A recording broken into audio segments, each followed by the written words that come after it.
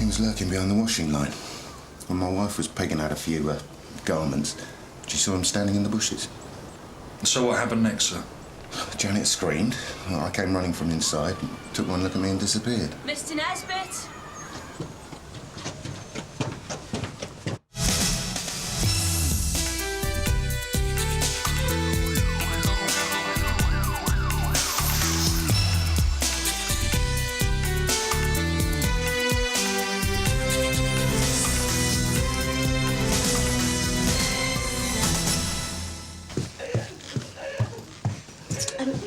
Your wife's a bit upset. I think she wants you.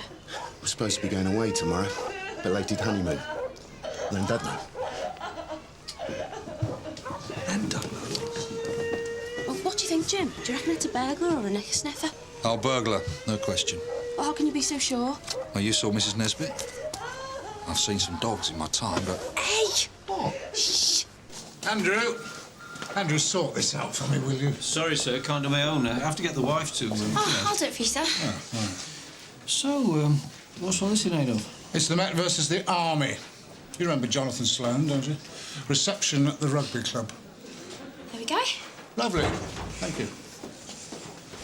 There you are. Oh, sorry, I was just... About to get some teas. Nice one, thanks.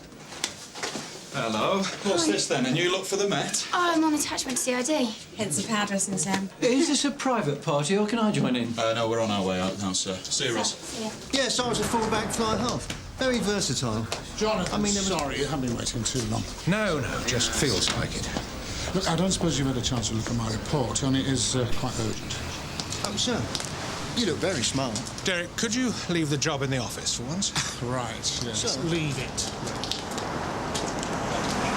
Evening, Alex. Sir? Didn't you come down for a trial a while back? Oh, I gave it a go, yeah. You know how it is. New neighbourhood, new social life. You play? He certainly does. Well, look, we're having a reception at the club tonight. Why don't you pop down, give us another look over? It's very kind of you. Drinks at 6, dinner at 8. I'll do my best. Jonathan is chairman of the Police Advisory Committee. If you want money, it's best to keep on the right side. So he gets off the phone and his mate says, "What did the doc say?" And the Australian geezer says, "Sorry, mate, I think you're going to die." That's how it's done. Here you go. Oh, cheers. Right, so what's next? Cheers. You're a bit keen, aren't you? Oh, we've all got to start at the beginning. Oh, she's young, she'll learn. Yeah, well, that's why I'm here, to learn. What, from Danny Glaze? If he's any more laid back, he'd be walking backwards. You know. Education and opportunity, Derek, that's what they need. I don't get you. Sometimes 1 week you're in the string-em-up brigade, the next you're pushing through holidays on the taxpayer's expense. Some of us like to keep our options open. It's not a crime. Yes, but this initiative... Derek, the matter's closed. A parking space back there.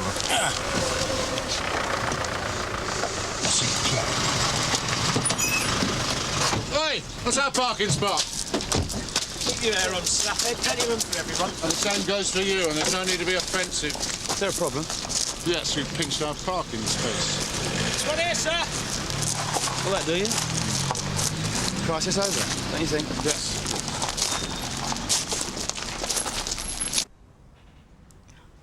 I think I've cracked it. Don't keep it to yourself. You've been at it long enough.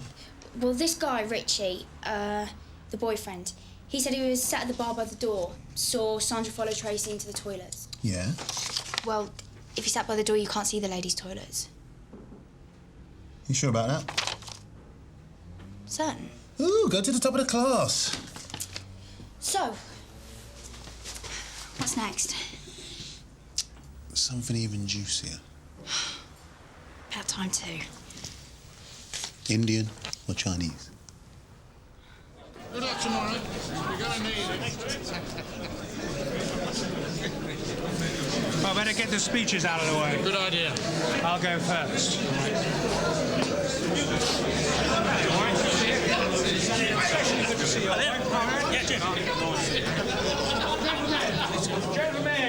Gentlemen! No ladies yet. There are still some places safe from the PC brigade. As president of the Tribal Club, I'd like to welcome you all here as my honoured guests. It gives us enormous pleasure to host this fixture. The Army versus the Met is turning into quite a tradition. You could have made an effort on the old clothes front. Good evening to you too, sir. Don't they have dinner jackets where you come from? If you mean to keep one in the office on the off chance of being invited to a lodge meeting, then no, sorry. We have guests here. We've got the local movers and shakers of Sun Hill in this room. It's all about showing a bit of respect. Respect? For which we can all be proud. I thought it was about rugby. Last year's game Off this lot with no scrum from a line-out. Take Sloane, local magistrate, chair of countless committees, fully paid up member of the great and the good. Exciting and Makes him sought after company, don't you Let's think? not forget that in cheering on these prime young men, we're also helping those less fortunate than ourselves, for which we can all be proud. Now, if I may, I'd like to call upon Chief Inspector Derek Conway to say a few words on behalf of the Met. Derek. Thank you, Jonathan. Good evening, gentlemen.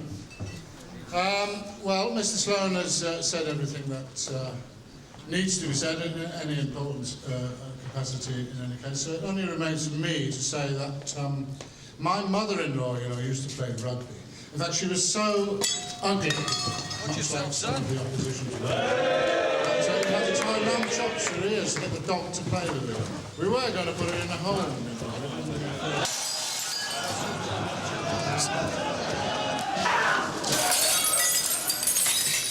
Okay. I'm all right, but he isn't.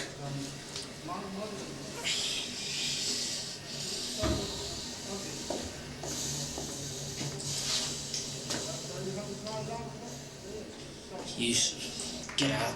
Just leave me alone. Come on, son, this isn't going to help. Corporal! Sir. Go back to the hotel. Sort yourself out. Sorry about that. He had some bad news recently. Well, you can put it in his statement then. Your police? D.I. Alex Colin, Sun Hill. You are? Lieutenant David Chapman. Look, we can sort this out. I'll have work with the Colonel, make some financial arrangement with the club. Okay, Alex? What's going on? D.I. Cullen. And criminal damage is a civilian matter. My call. This is Army business, D.I. Cullen. We look after our own. I'll take it from here. Alex.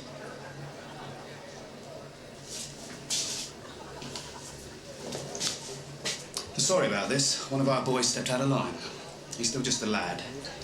His father died recently. Knocked him back a bit. I see.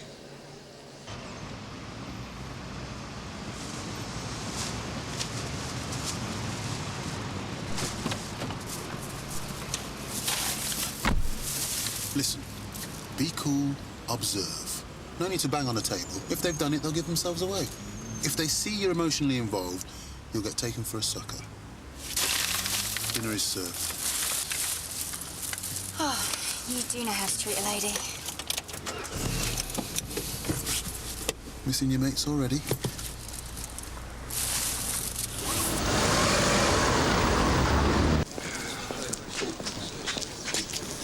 Good time, Alex. Is it always like this? Good night, Derek. Good night. I'll see you for lunch on Thursday. It's about time I did some damage to his expense account. Oh, yeah, I forgot you don't approve of that kind of thing. No, sir. I find it gets in the way of policing. You're still hacked off about that young lad, aren't you?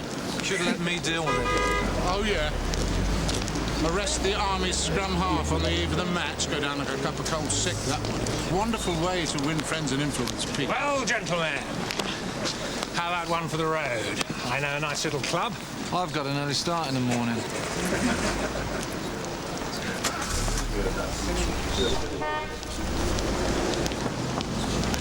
Oh, that's just great. Oh, dear. You didn't leave anything in it, did you? My briefcase. My entire life is in it. Not anymore. Probably kids. Just get them sorted out. They're running rings round here.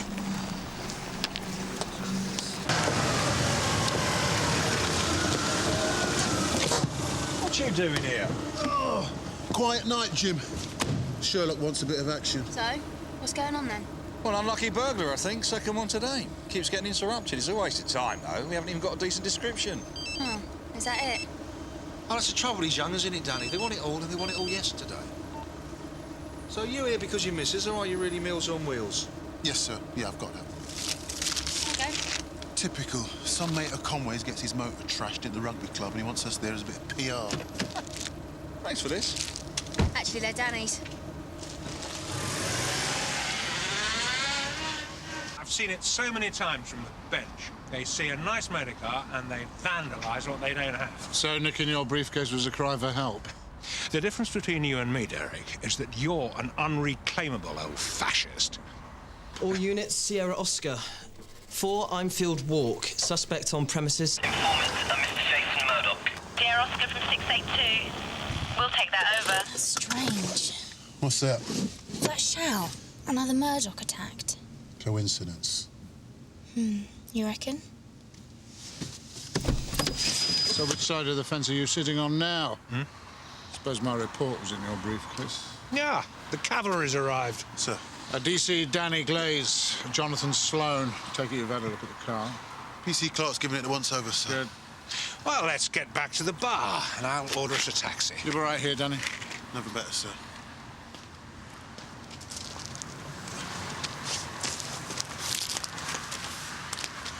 Look, seats have been slashed. Really? Must have been a big knife. It's gone through the foam like butter. What, you done the pathology course as well, have you? Sorry? We'll give this one 5 minutes, then we're off. The suspect didn't actually nick anything. No. You're really taking this CID malarkey seriously, aren't you? Well, they obviously think I've got potential. Jim, hold up. All right. Oh, thanks for the grub, by the way. Oh, so it's your fault he come back stinking of Vindaloo, is it? As if Mrs. Murdoch hadn't been through enough for one night. Oh, did she give a description of the suspect? Not much. Male IC1. Short hair, fit looking. Enough to link him with the incident at Rivermill Lane. Where exactly? Number 57, Mr. and Mrs. Nesbitt. Oh, right. Newlyweds. Excuse me. Mind you, I'd hate to see what their kids look like. Don't you start that again. Thank you, Mrs. Nesbitt. You've been a great help. Yeah, try and enjoy your honeymoon. Bye. Now what are you up to? 3 in 1 night. What are you talking about? Boyfriends? No, these break-ins. Someone is looking for a person with the name J. Murdoch. Really? It all checks out. Worrell and Harker responded to an incident earlier today involving a Jeff Murdoch. Suspect description, IC1, male, short hair. Takes one look at Murdoch and disappears. Exactly the same thing happened to Mrs. Murdoch earlier. So? Well, I've just got off the phone to a Mrs. Nesbitt. Except 2 weeks ago, she wasn't a Mrs. Nesbitt. She was a Miss Janet Murdoch. So she's still listed with that name in the phone book? Mm-hmm. And our suspect hasn't found the Murdoch he's looking for yet. Got to admit, it's an amazing coincidence. How many J. Murdochs do we have in Sun Hill? There's one left. Sir? Oh, dear, that is terrible. Yeah, well, there's been an RTA and we're stuck in traffic. Yes, sir, as soon as we can. What's up? Conway's mate, Sloane's had his flat done over. What does he expect, that plonker? They got his briefcase. Well, we're here. Traffic accident, eh? Rule 1, don't get taken for a fool. Rule 2, doesn't stop you fooling them.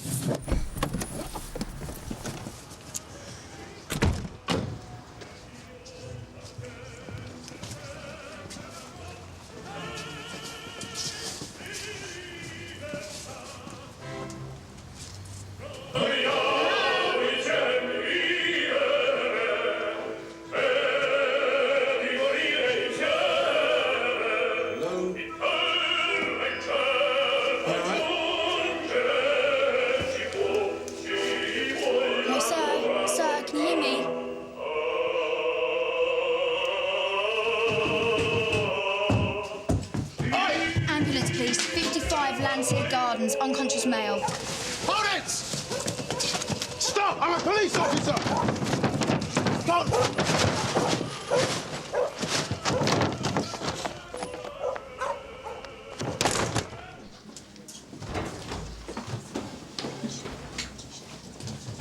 Can I help? Yeah, I'm DC Glaze, PC Clark. We're here to have a word with Mr. Murdoch. How is he? He's as well as can be expected. I don't know what you've been told. Nothing, we came straight here. He took a serious kick in his lower abdomen, buttocks, genitalia. Well, you said it was a sexual attack. There was certainly an intention to harm him in a specific area, yes. Have you asked him about it? Happily, that's not my job. Mr. Murdoch, I'm DC Glaze, this is PC Clark. We'd like to ask you a few questions about last night. Oh, I'm sorry, I don't remember very much. Can you tell us what you do remember? Well, the doorbell rang. As soon as I answered it, this bloke hit me with something. He dragged me inside, kicked and punched me. Next thing I know, I'm tied to a chair. This is a very unusual attack, Mr. Murdoch. Do you know anyone who might want to harm you? Not that I know of. Where do you work, sir? Social Services, Canley Borough Council. Any problem there?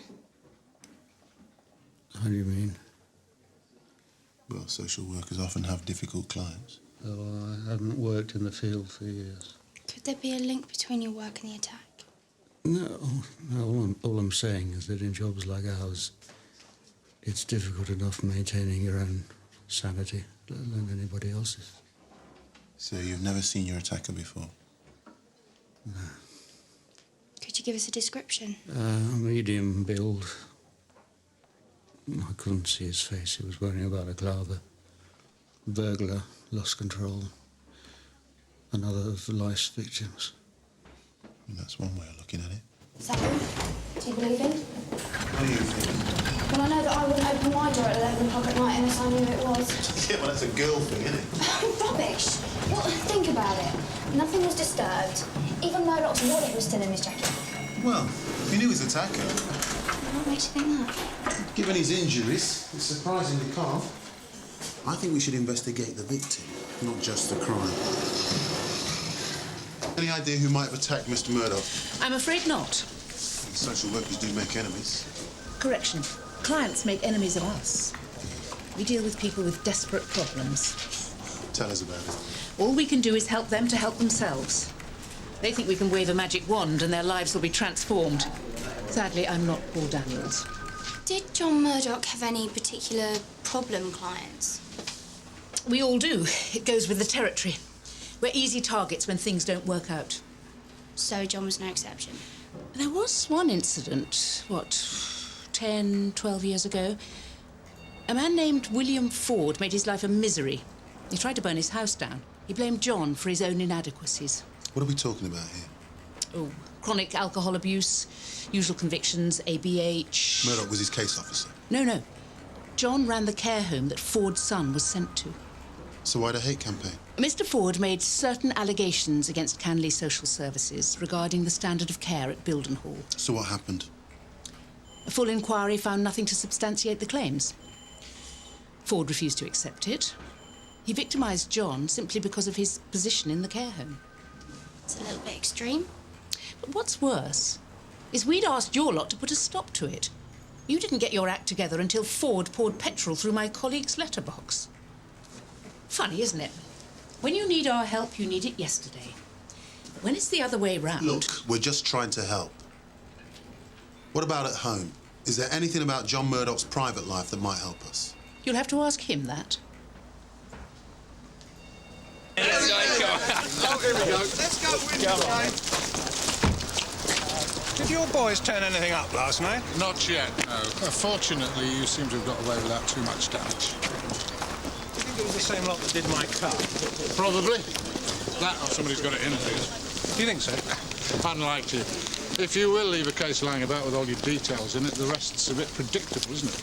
What a pity you didn't think of that last night. Here we go. February 1990, arson endangering life, GBH with intent, criminal damage. Billy Ford was certainly a busy boy.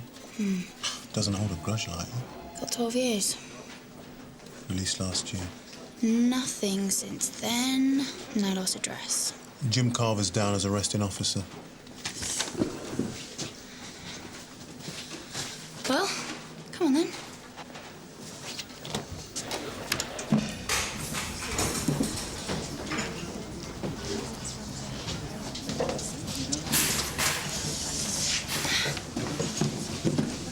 What is this, a delegation?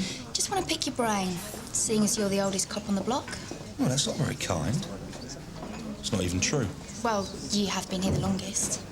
Yeah, well, I have to plead guilty to that. Sad, isn't it? Does the name William or Billy Ford mean anything to you? No, you are going back a bit. Yeah. Yeah. A drunk, petty thief. He came from a whole family of them. His dad before him. I put him away, 10 years ago. He tried to burn some bloke's house down. Yeah, well, we need to find him. Well, he had a partner. Millie Adams. She's got a static. A what? Permanently fixed caravan, not a tourer. Where's the site? Bottom of Spicer Lane. Now, it's not a holiday camp. Yeah, they're really nice. Homely, even. Let's see if they've got any vacancies, if you like.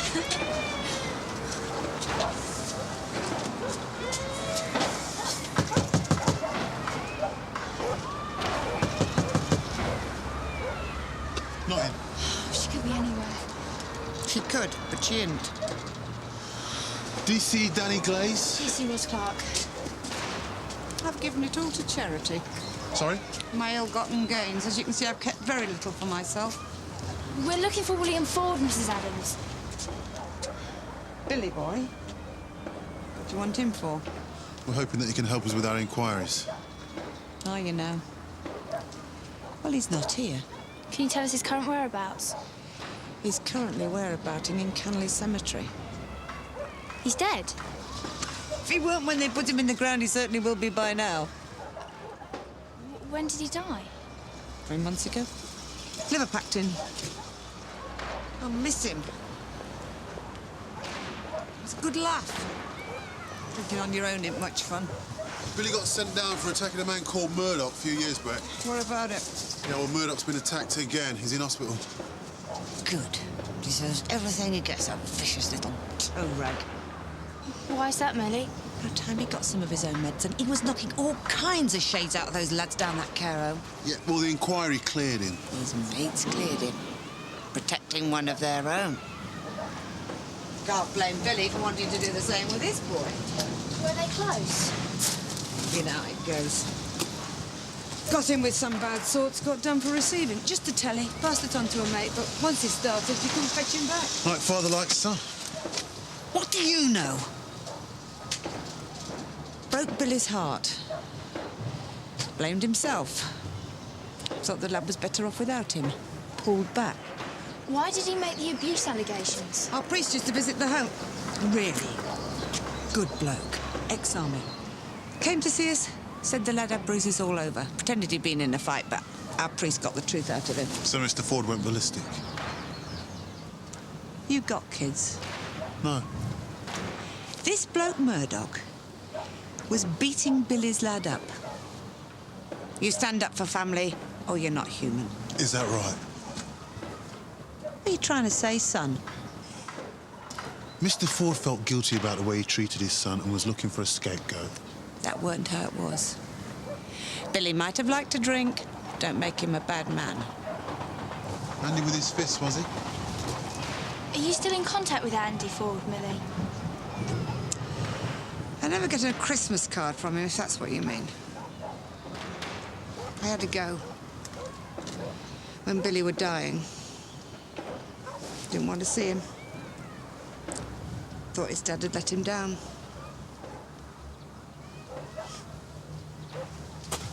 Thanks for your help. Thank you.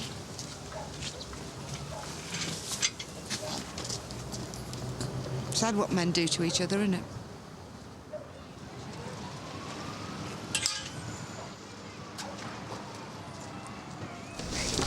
What's that? You got here, then? Just? No, thanks. All right there? Hi. How's your man? Well, we'll get over it, but he's not playing tonight. Good. Lucky for your lot, he's our best player. We're still going to kick some butt, though. I wouldn't be too sure about that if I were you. Come on, the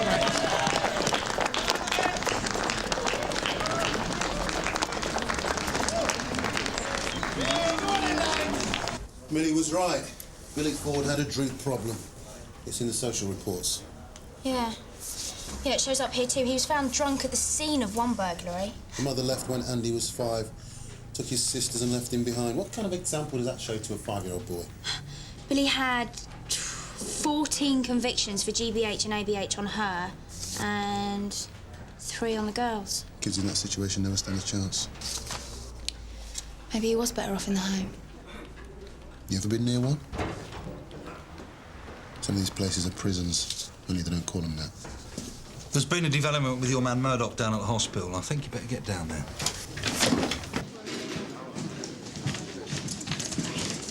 What's up? Your man Murdoch's gone missing, possible kidnap. What? Yeah, about an hour ago. His nephew came to see him. Next time they checked, visitor and patients had disappeared. I mean, the hospital only phoned us because Murdoch hadn't signed out, just covering their own backs, I suppose. They done a search? Yeah, it's a wheelchair gone missing. They reckon he got pushed out on that. Security are checking the videotapes as we speak. Did you get a description? IC1 male, short hair, regular build. Very same. Cal Surprise.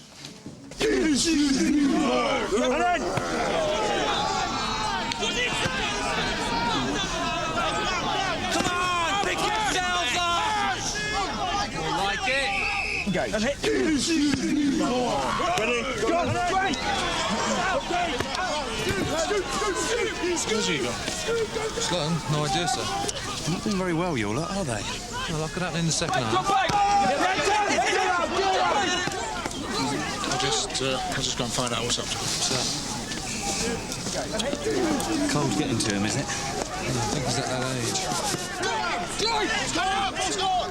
They're not out of it, your lot.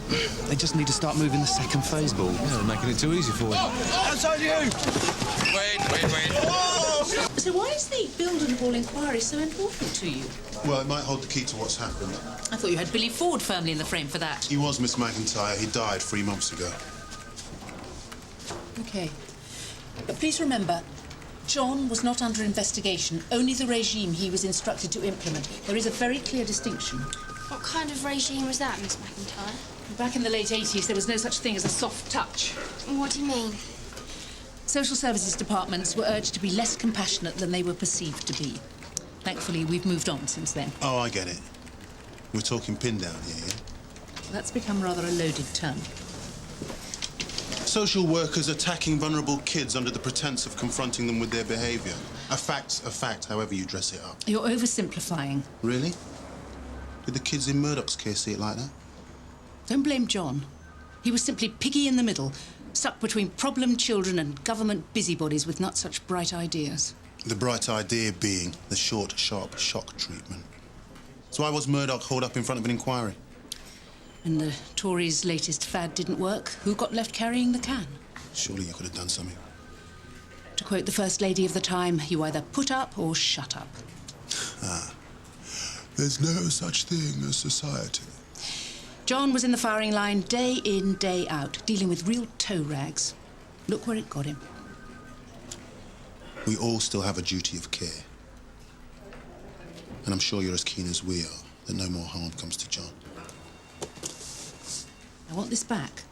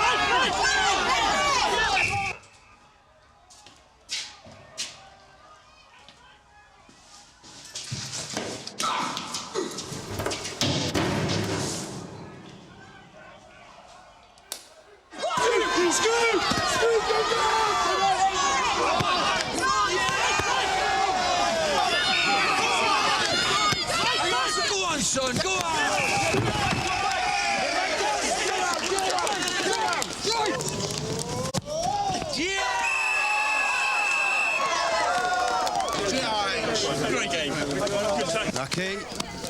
I've got nothing to do with it. Boys, hello, lads. Lucky lads.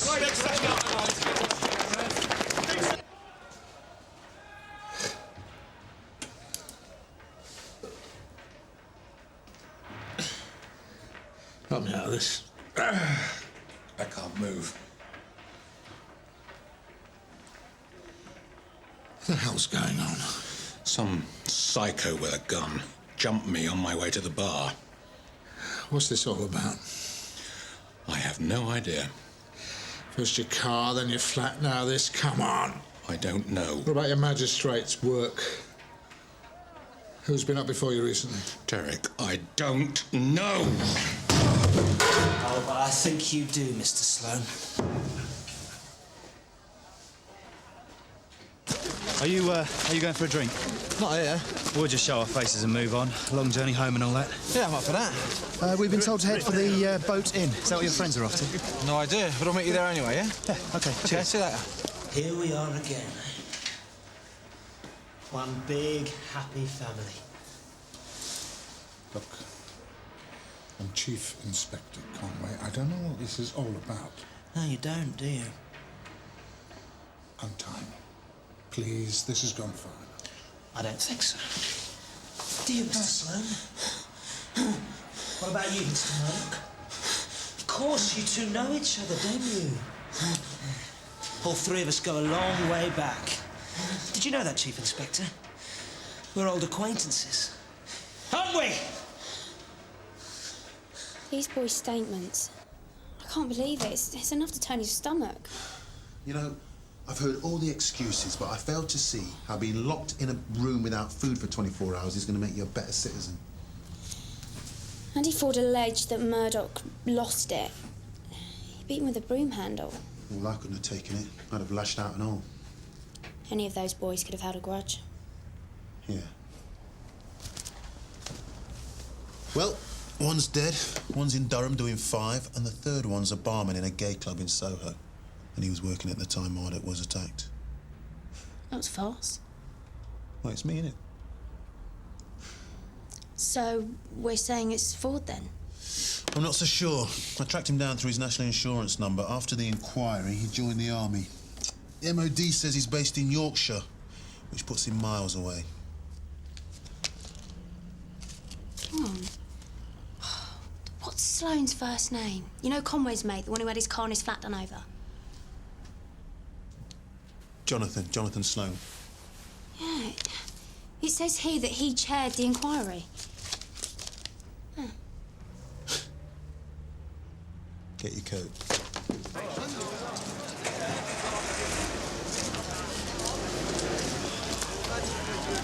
Still there. Yeah, my lot are the last to go. Too ashamed. Oh, well, that'll be another day. Yeah, well, there's no consolation right now. See the boat in, yeah? Yeah. I've got to wait for the chief. Righto. Come on in, boys. Come around.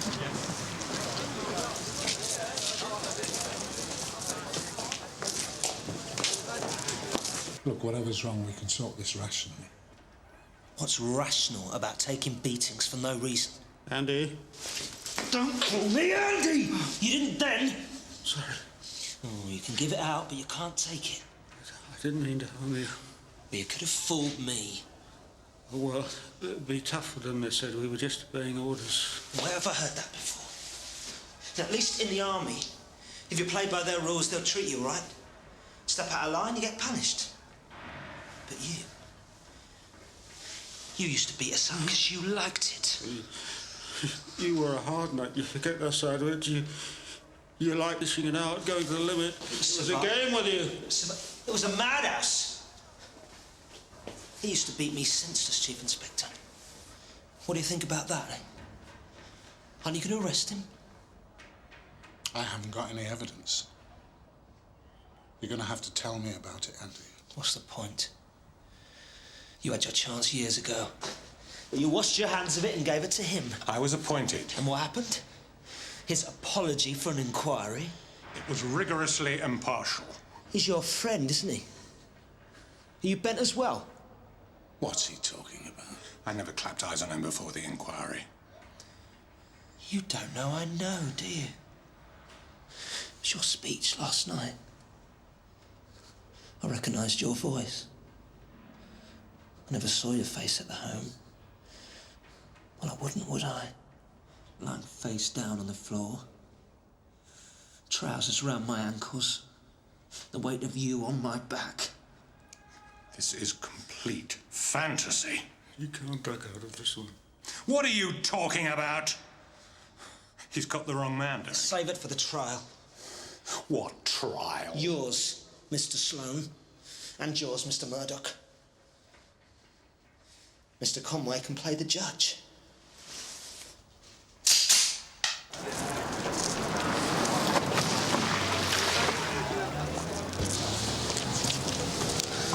What are you two doing here?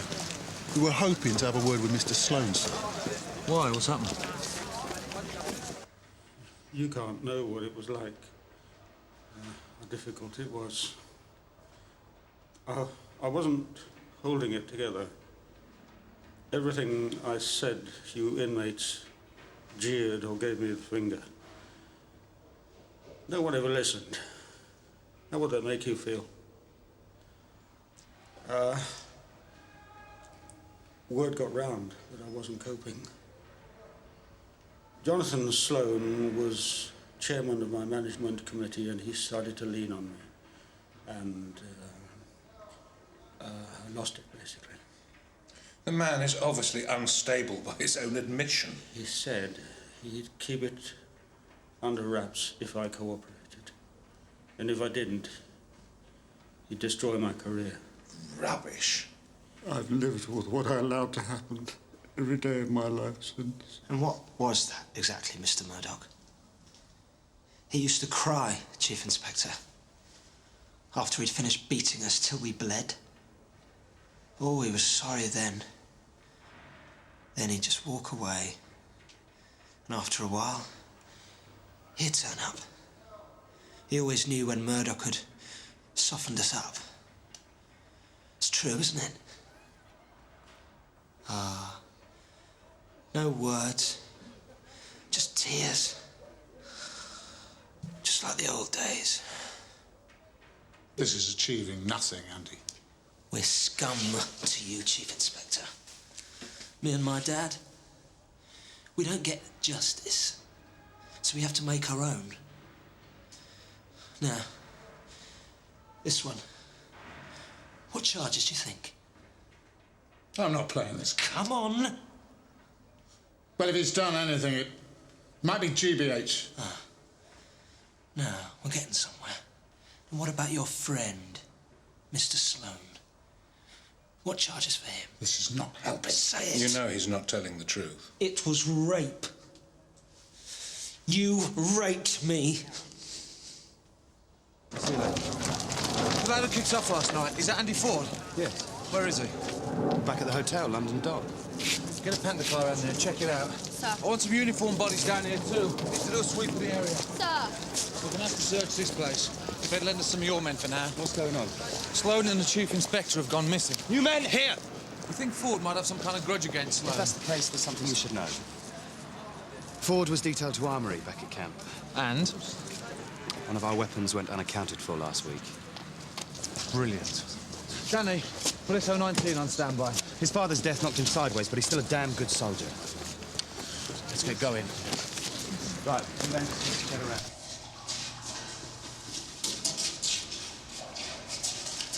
Any sign? Excuse me. Have you seen her anywhere? No. Okay, thanks.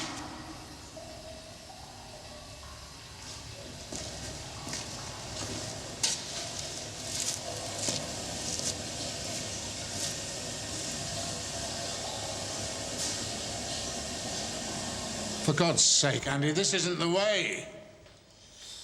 Nobody stopped him. Nobody stopped either of them. Tough love. That's what they called it.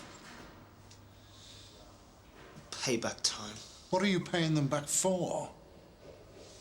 Murdoch knew what Sloane was really up to. I permitted it because he said he'd finish me if I didn't. And once I'd had him do it the one time, that was it. I was lost. That's what I was guilty of. Jonathan, what did you do? This is all lies. I was responsible for the welfare of those boys. So you have seen him before? He was part of the inquiry. My role was to investigate the complaints of him and his friends against Murdoch, in confidence. You don't believe that, do you? If I'm guilty of anything, it's of giving them the benefit of the doubt. Is that all you're going to confess to? The jury has reached a verdict. Guilty as charged.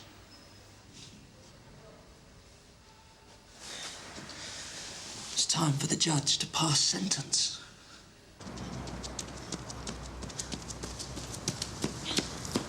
So I found them. Where?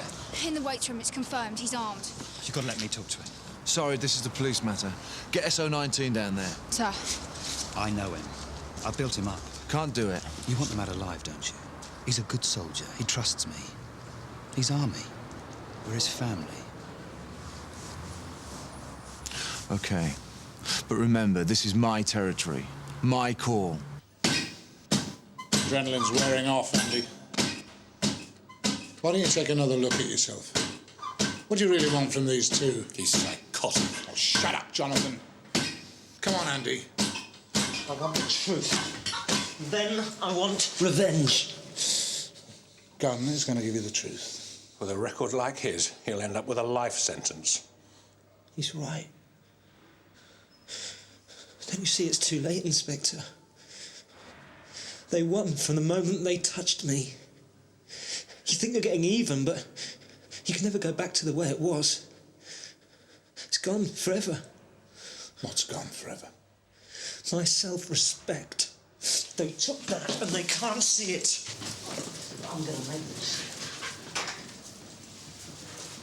You are going to take his trousers off. Don't you come near me. What are you going to do, Andy? I'm going to finish him. I'm going to shoot him.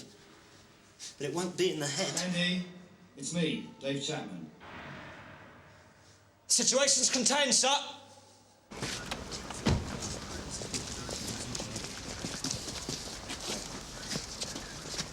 Oi, where do you think you're going? I'm going to Go and give your mates a hand. Are you winding me up? Danny, I did find them. Look, this is not our shout anymore, OK?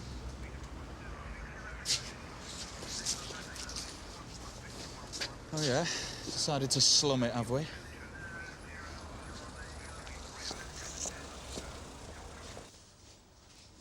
Andy, if you shoot them now, nobody's ever going to believe you. If we're going to do this, we're going to have to do it now. Andy, we're going to open the door.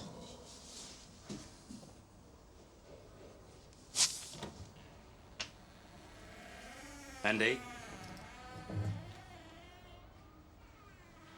Come on, Andy. You're not going to shoot me, are you?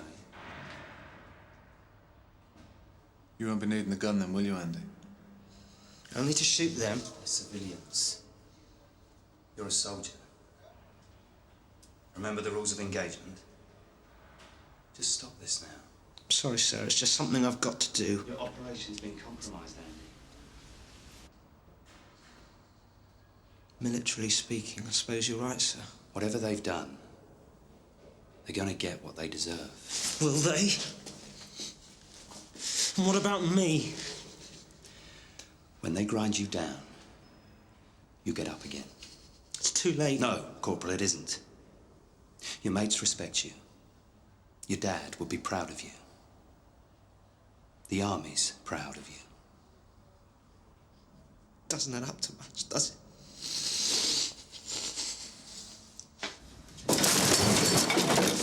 Come on, Andy. Don't hurt yourself anymore, son. It's over, Andy. It's all over.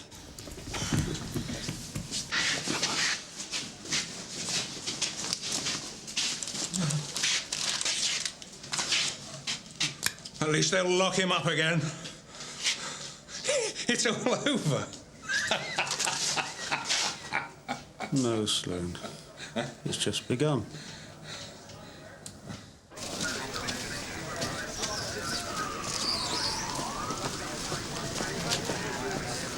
Listen, somebody could have been killed. When they find out who it was, they'll crucify you.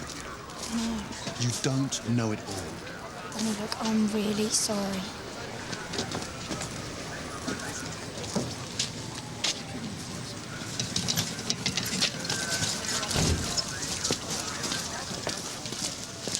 That was an interesting evening. Wasn't it just? You must have seen me when I was visiting. They get a fix, they feed it.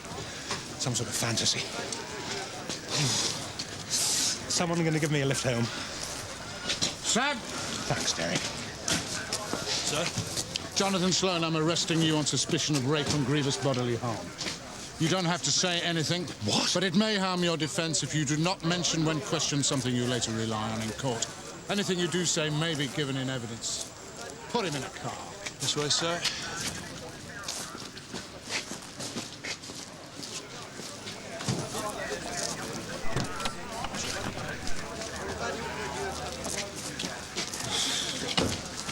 Did we win? Glad to see you're okay, sir. And, yes, we did. You were right. I'll give you that. I'll think more carefully about the company I keep. We're not so far apart, sir. We might take different routes, but we get there in the end.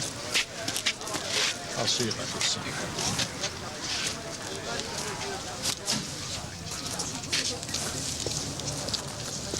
Danny. Sir. What happened? What happened when? SO19 reckoned the ruckus was caused by CID. You almost compromised the situation. What were you thinking of? I caught the edge of a crate. It was an accident, sir. You should know better. I'm sorry, sir. It's not a spectator sport. No, sir. OK. No harm done. Danny? Thanks. You'll do the same for me one day. I'll make sure of it. Fit bloke, Smithy, isn't he? Do you like that sort of thing? What do you mean? Don't get me wrong, because I really do like Smithy. But he's been making too bad, isn't he? I suppose. So, you prefer the more sensitive type, do you?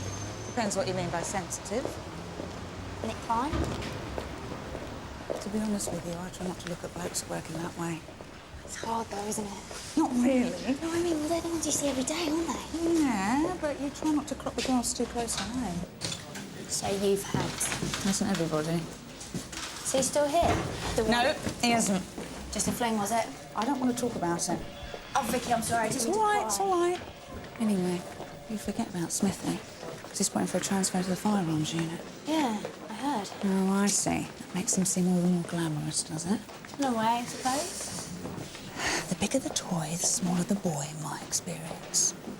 Right.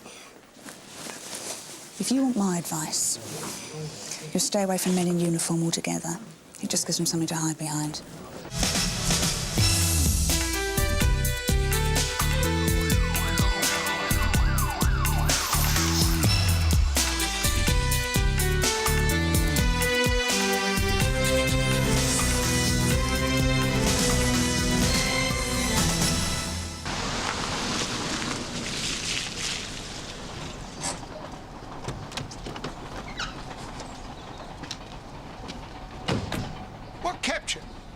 Traffic. You got flashers, haven't you? We got here as quick as we could. Not quick enough. What is it this time, Mr. Kennedy? They've done me again, haven't they? Third time this month. I told you they'd be back. And you done sweet Fanny Adams. You better show me.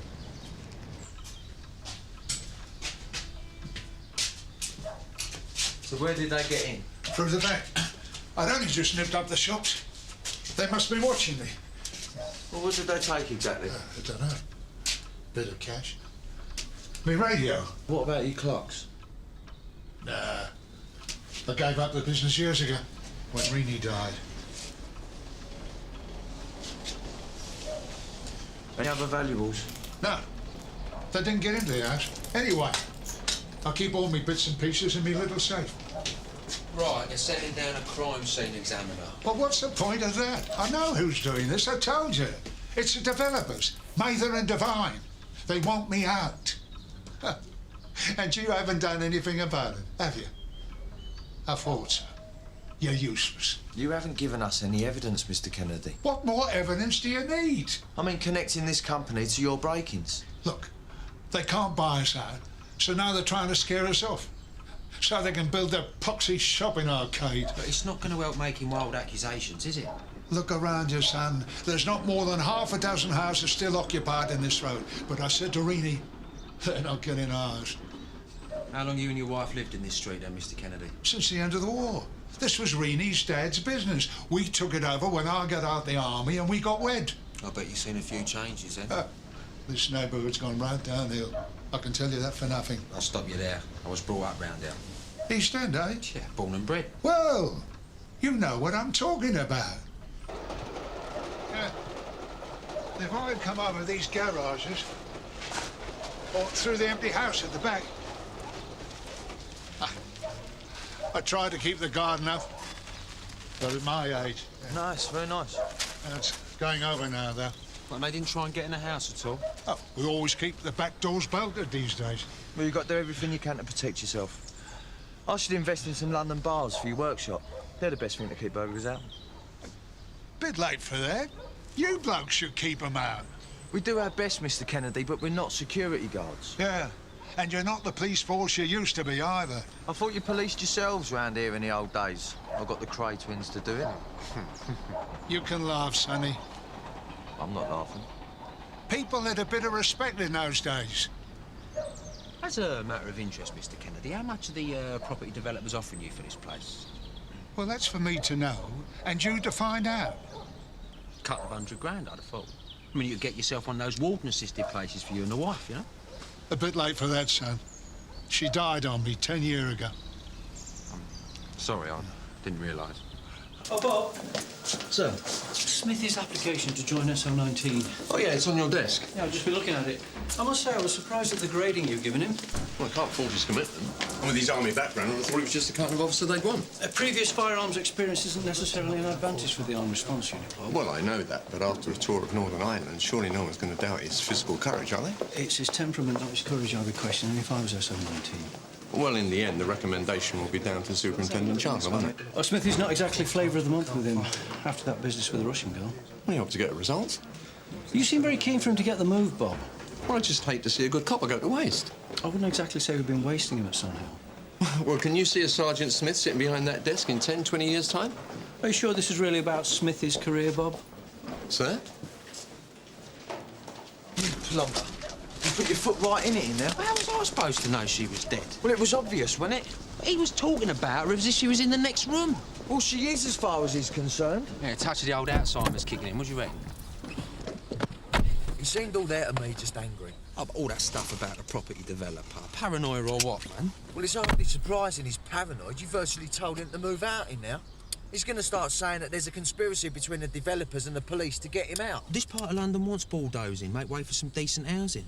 Well, that house seems pretty decent to me. You're having a laugh. Outside toilet, no central heating. Do me a favour. But it's what he's used to. People have a right to live where they want. I never thought I'd see the day. Smithy, the heavyweight champion of human rights. Treating him like he's a nuisance. Yeah? Well, he is. How many times has he called us out? If he won't get any modern security, what does he expect? He shouldn't have to. People are entitled to feel safe in their own houses without having to turn them into strong boxes. Let's ask these people, see if they've seen anything. Excuse me. There was a burglary at number 42. You didn't see anyone suspicious hanging around earlier, did you? No, we didn't. Not had any problems yourselves? Depends on what you mean by problems. Well, attempted break-ins, vandalism, anything like that? No, we haven't. Madam? Come on, Elaine, we'll be late for the hospital. Yeah, well, let us know if you do, won't you? See, that suspect. She wanted to tell us something. People round here don't trust the police. They never have done. Not a nice place to bring up a kid, though, is it? I wouldn't mind living round here if they smartened up the place a bit. Oh, I see. This is what this is about. Fat chance of me getting a deposit together for a bus shelter at the moment. You still living with your mum and dad? It's like living in a goldfish bowl. Well, no wonder you got it in for the old folks, then. So that's the third time in a month that Mr. Kennedy's house has been targeted? Yeah, but that whole area's a wrecking ground, Sarge. You know what kids are like with derelict houses. No place for a senior citizen to live. Why didn't he just sell it? That's what I told him, Sarge. He treats the place like a shrine to his wife, Sarge. She's passed away, has she? Yeah, you wouldn't think so to hear him talk. And he thinks he's going to hold out against the development. This, Sarge. Always the old ones who dig their heels in, eh? He's angry, Sarge. Not just at the developers, but at us. He seems to think we don't give a stuff about old people like him. We can't have a permanent guard down there, can we? What does he expect? He thinks the developers have put the kids up to the break-ins to scare him off. Mather and Devine, a reputable firm, been around years. To be honest, Sarge, I think Kennedy's losing the plot a little bit. Well, he's made an allegation. Got to check it out, if only to cover our backs. Mind you, it would be good to find out exactly what they're planning down on that development. There's bound to be trouble when they force the last of the residents out. So should we pay him a visit, then? Yeah, I think so. Yeah, a little informal chat. See what the lie of the land is. Right, Ah, Nick, I've been looking for you. Excuse me, Bob. Can we have a word in my office? Sir? Smithy? I've got to go and drop this off in custody. I won't be a sec. OK. I've passed on your form to Inspector Monroe. Now, I've given you a good grading. My feeling is he's not going to be so generous. Yeah. Somehow I didn't think he'd be exactly singing my praises. Why don't you get him first? Maybe now's the right time to take up Mr. Chandler on his offer for a heart-to-heart. That way you'll head off any criticism.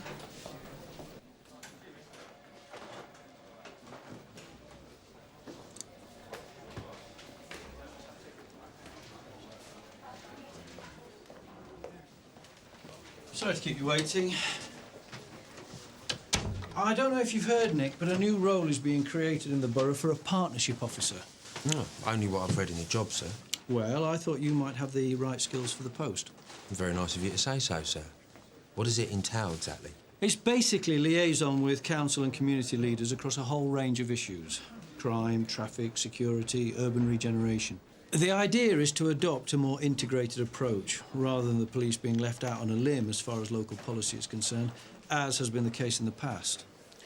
So I'd be representing the police's point of view to the council? In a way, yes. Is it a full-time post? Yes, but it's not a promotion. You'd still keep your rank. You'd be based at the town hall and you'd be out of uniform and outside of the normal shift pattern. So it would give you more freedom to operate independently and to make your own decisions. Sounds right up my street. I'm not offering you the job, Nick. It's not my decision. No, the borough commander is coming to Sun Hill tomorrow to interview for the post. Are you interested? Yes, I am. Good. Who else is going for it, sir? Oh, a number of other officers are interested from the other stations in the borough. No, I mean from Sun Hill. We haven't actively encouraged anyone else to apply, Nick. Why's that, sir? Well, let's just say Superintendent Chandler would like to have the right man in post. So, here we have the complete layout for the Canley redevelopment scheme. 12 shop spaces, a wine bar, hairdressing salon, a delicatessen, we hope, and 2 restaurants. Very impressive. An illuminated fountain here in the piazza, some seating and public sculpture, lots of plants and trees. Then, on the upper level, 20 bachelor flats. It's the first of several developments we've earmarked in Canley. We're aiming to attract the single professionals into the area, you see. Well, it's a bit upmarket for Canley, isn't it? Who's going to want to live here with these sorts of prices? They'll be quite affordable on a single income. Not on a copper's salary, I bet. Huh? I thought you boys in the Met were being well remunerated these days. You're joking. For the amount of grief we have to put up with. I wouldn't mind one of these myself. Well, get in quick, that's all I can say. The price of these flats will be a kind of a loss leader to attract the kind of resident that the council want to bring into the borough. Good for the whole economy, you see? You're talking as if it's already signed and sealed. What about the people that are still living down there? There is only a handful of owner-occupiers still on the site and half a dozen sitting tenants. Do you know Mr. Kennedy who lives at number 42? I'm not familiar with the residents, I'm afraid. I don't handle that side of things. So what happens if they won't budge then? Well, this is a public-private partnership. Some of the money is coming from the council's regeneration budget. So it shouldn't be too difficult to get compulsory purchase orders imposed if necessary. That could take years, though, couldn't it, if there was a legal challenge? In our experience, these problems tend to melt away when there's enough cash in the equation.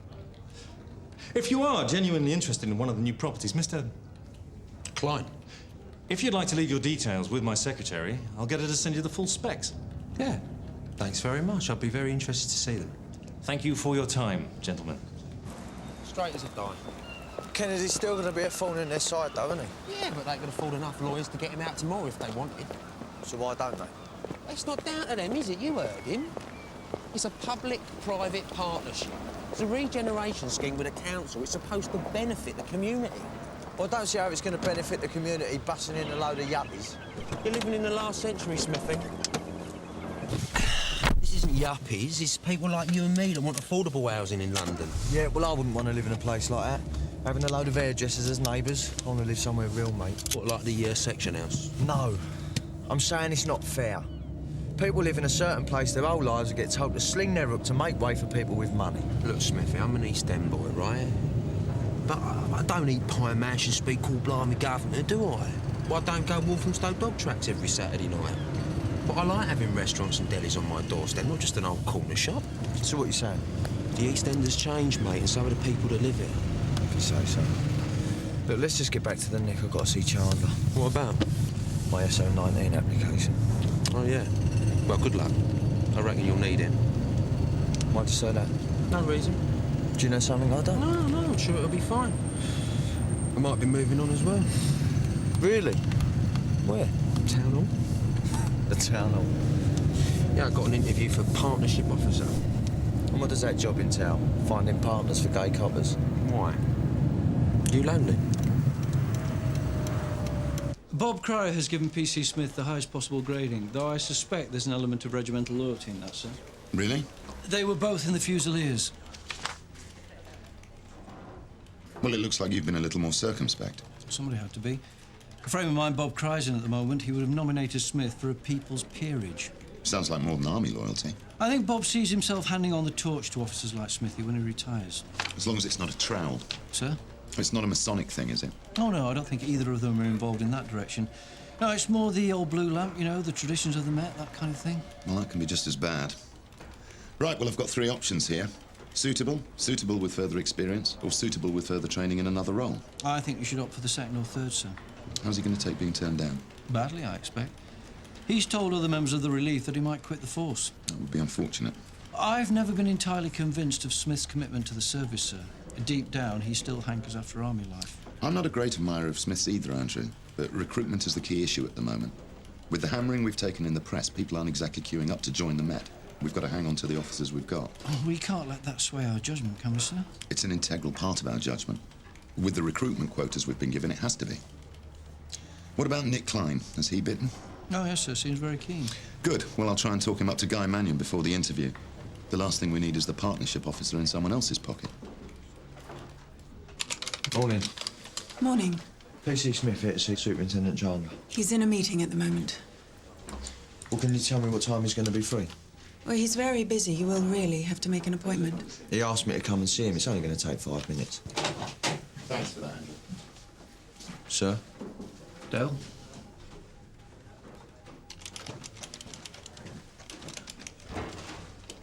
I was wondering if we could have that chat you suggested. Yes. About my application. I haven't had a chance to look at it yet. Doesn't matter. Perhaps you'd like to make an appointment for tomorrow. Well, I just thought that if... You are completely booked up till 3, Mr. Chandler. Thanks, Rachel. Is that okay with you? Sir. Thanks for your help.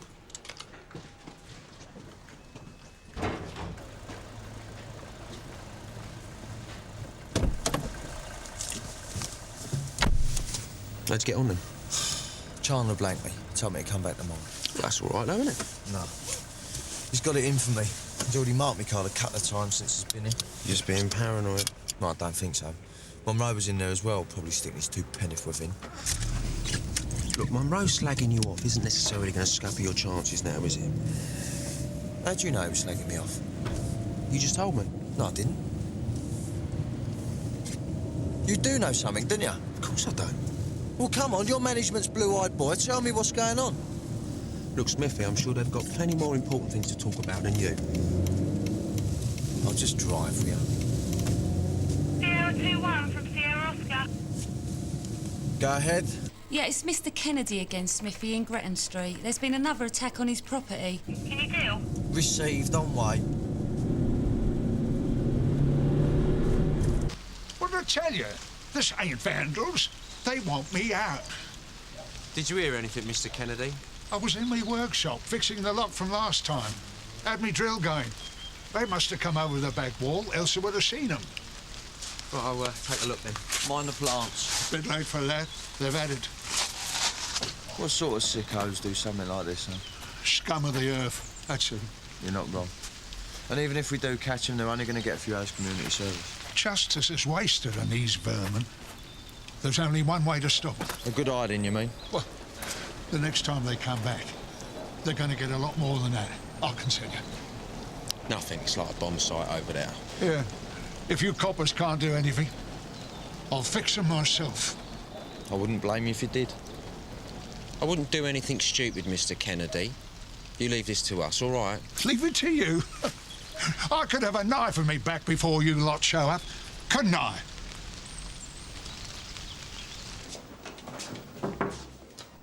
Hello, Bob. I've just been reading over Smithy's application for SO19. It's very strong. So he's in with a shout, then? Definitely. There seems to be a question mark over his attitude to race. That's from Inspector Monroe, is it, sir? So you wouldn't say there was a prejudicial side to Smith's judgment? No, sir, I wouldn't. I know Mr. Monroe and others on the relief of that opinion, but I think they're wrong. Smithy treats everyone the same. He doesn't pussyfoot around with the suspect, whether he's black, brown, Chinese, or whatever. He just gets on with the job. So he can be insensitive to cultural differences, then? Well, can't we all? I've arrested more than my fair share of Irishmen at closing time over the years. Would you call that culturally insensitive? Yes, I would. Well, even though it's a fact. I didn't do it because they were Irish. But would you have arrested them if they'd have had home counties accents and apologised for being a nuisance? Well, with respect, sir, that isn't the point, is it? Isn't it? The only difference with those sort of drunks is that they climb into their car at the golf club and drive home without ever seeing the police officer. So I'm guilty of prejudice now too, am I, sir? No, I'm just trying to point out that everything is culturally relative. Does that include the law? The exercise of it, yes. Well, that's strange, because I was always taught that everyone was equal in the eyes of the law. They are, I hope. But some are more equal than others. It's not what I'm saying. Well, I'm sorry, sir, I don't follow you. No, I can see that. Anyway, thanks for sharing your views with me, Sergeant. Sir.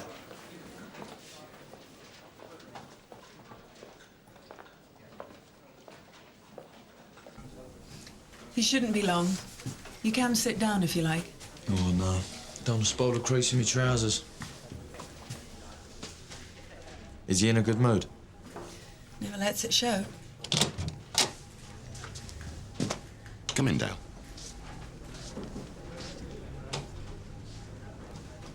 Take a seat. I've been reading over your application. It's a tricky decision. I'm getting conflicting advice. Well, I thought there were a few things I should get straight with you before you make your final recommendation, sir. Such as? Well, certain people in this station seem to think I've got a problem with race. That has been brought to my attention, yes. Well, let me assure you, I don't have a problem with anyone's colour, religion, or anything like that. I'm glad to hear it. And if you look at my record, I think you'll see that I've had no complaints from the public on that score. So how do you think you've acquired this reputation? Because I speak my mind. I don't use complicated language to explain things to people. I call a Chinaman and a spade a spade? Well, you see the problem. I'm not a racist, sir. Nor a homophobe? No. So you wouldn't have any problem working under a gay officer, for example? No, sir. Would you still call him a bleeding queer in the locker room with your mates? I'd like to think I was a bit more mature than that. So would I. Now, there have been other areas of your personality that have been criticised. Your impulsiveness. There won't be any room for overreaction in SO19. It's total discipline. I respond well to orders. If I've had my problems here, it's been down to the lack of leadership. In the army, I was used to a much stronger chain of command. I mean, before you arrived. No offence, sir. None taken. I need a squad with a high level of commitment. That's what I'm used to. An outfit where everyone is reliant on each other. Well, your record shows that no one questions your courage or determination. I really want this move, sir. It's the right thing for me. You made that abundantly clear. Thanks for coming to see me, and I appreciate you being so candid. So does this mean I can count on your recommendations? Don't jump the gun. Patience is going to be part of your job in SO19. Should I choose to recommend you, I'm still taking soundings. Yes, sir. I understand. And remember, I still expect 100% commitment from you while you're still here. Absolutely. Thanks, Dale. Sir.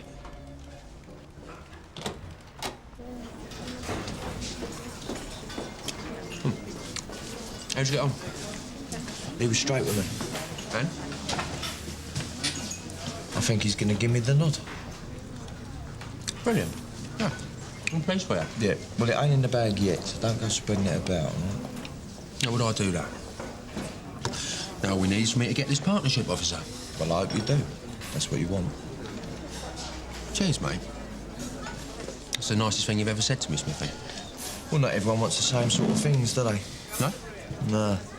Some want caviar, some want cod roe. We'll use the conference room. It'll be less claustrophobic. Good idea. How many candidates? Just the one. Only one? Not much of an uptake, I'm afraid, with it not being a promotion. But I think you'll find that Nick Klein's a real contender for the post. Klein, do I know him? Bright, good listener, Right attitude? Yes, well, let's not preempt the interview, shall we? There are one or two good candidates at Barton Street and Stafford Row. Have you seen them?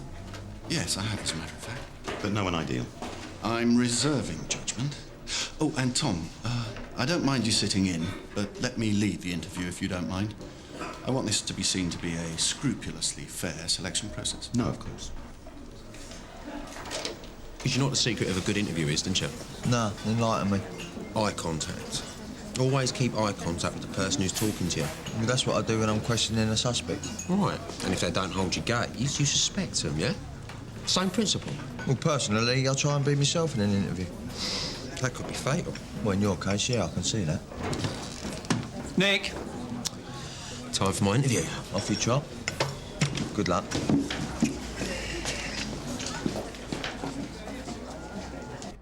What skills do you think you could bring to the job of partnership officer? Well, I think I'm capable of understanding different points of view and finding ways of resolving them. Doesn't that mean settling for the lowest common denominator? No. I think you can often get the best solution by consensus if all the facts are on the table. I agree.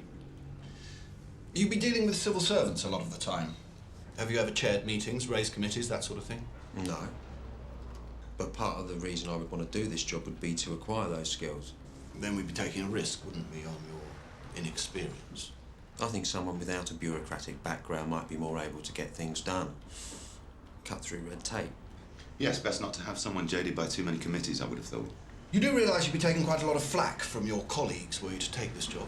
I think I can handle them. Are you sure? The more reactionary members of the service might see you as a management stooge. Well, that would be one of the attitudes the job would be there to challenge, I would have thought. Good point. There's always a certain amount of cronyism and corruption in town halls. That's what the general public imagines anyway. Do you agree? Yeah, that's what people think. Yes, but what would you do if you came across such a thing in the course of your work? Report it.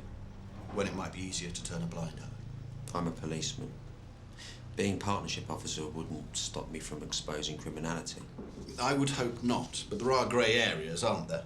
When it might benefit you to form an alliance with a councillor, say, to get one of your proposals adopted. Yeah, but that's politics, isn't it, sir? Not corruption. It's a fine line. I think I would know when not to cross it. What if a senior officer were to ask you to push something through that the police wanted to do? Well? Not sure if I'd know how to answer that one myself. Tom! Please. This is important. Let him answer for himself. I wouldn't do anything that was undemocratic. Indeed. Can I ask you a question? By all means. That isn't what this is all about, is it? To snoop on the council? No, no. Of course not. Quite the contrary. Because I couldn't do that either.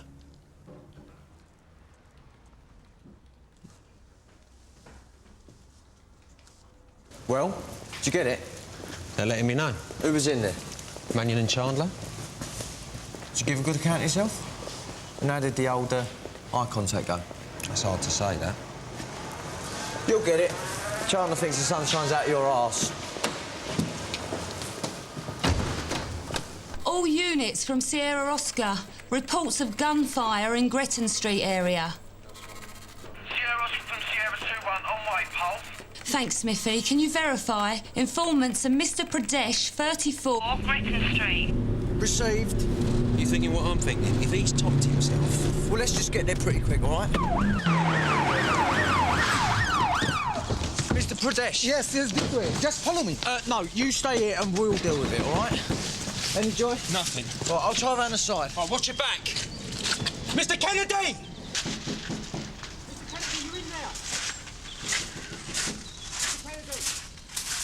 Nick! Get round here!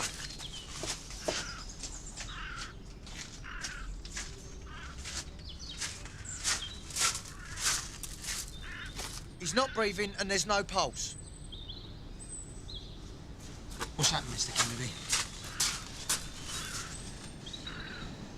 I fixed him.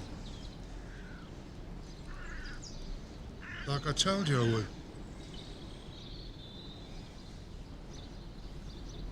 Yes, sir. Edward Tregowan, Frank Kennedy's solicitor. Ah, right. I'll just get someone to collect you. Thank you. Kennedy's solicitor's just arrived. Right, let's get on with it. I really don't believe it. I would have thought you'd have retired years ago. You know what the Chinese proverb says? If you wait long enough on the riverbank, the body of your old adversary will float past you. Well, here I am. You look lively enough to me. Not bad for 68, eh? What? They injecting you with monkey glands or something? No, just a regular drip of gin and tonic, that's all. You say crime doesn't pay? What practice are you with now? Oh, I have my own little firm now, other side of the river. Yeah? So why are you representing Mr. Kennedy? I did his wife's probate for him after she died. Probate? Doesn't sound like you. I don't really handle many criminal cases anymore. No? And what about this one? Oh, I like to keep my hand in. Never thought I'd see you again. Not this side of the law, anyway. Surely all my sins have expired by now, Bob.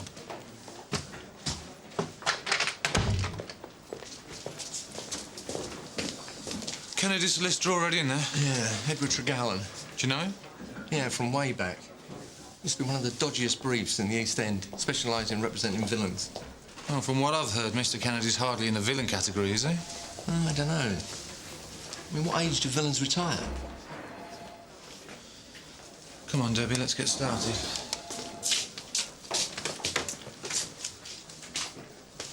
Thanks. Mr. Kennedy, I'm D.I. Colin. This is D.S. McAllister. Edward Tregowan, I'll be representing Mr. Kennedy. Right. Isn't that young copper going to be here? The one who brought me in? P.C. Smith? Yeah. He knows all about this. Does he? Yeah. He can tell you how I was provoked. He was the arresting officer, I believe. That's right. No disrespect, Miss McAllister, but in the circumstances... Oh, but don't mind me. It's not for you to select my team, Mr. Tregowan. Oh, of course not. However, it may be advantageous to have P.C. Smith assisting with the interview if he is familiar with the background. I'm sure it will clarify things enormously, Detective Inspector. I just don't believe it. I never had the old boy down as a killer. You didn't exactly discourage him from taking the law into his own hands, did you, Smith? Hold on. Are you blaming me? Of course not.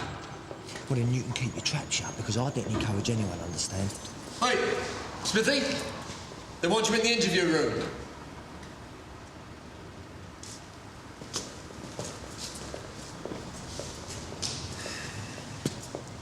Just tell us in your own words what happened. Well, I'm always on my guard now, but I must have dozed off in my chair.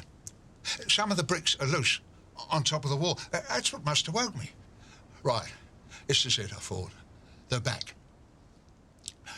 I got the gun out the safe and went outside. I was only going to scare them off with it. There were two of them. They didn't seem to take it seriously. Where'd you get that, Grandad? In the war, they just kept on coming. There was a struggle. I don't remember exactly what happened next. The gun went off once, twice. And when I came to, one of them was just lying there. The other one had scarpered. Where did you get the gun? It's always been there. Where? In a safe. Been there since I come out of the army.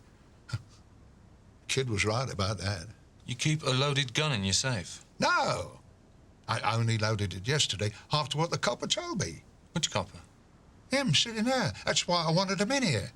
To confirm what I'm telling you. What are you telling us?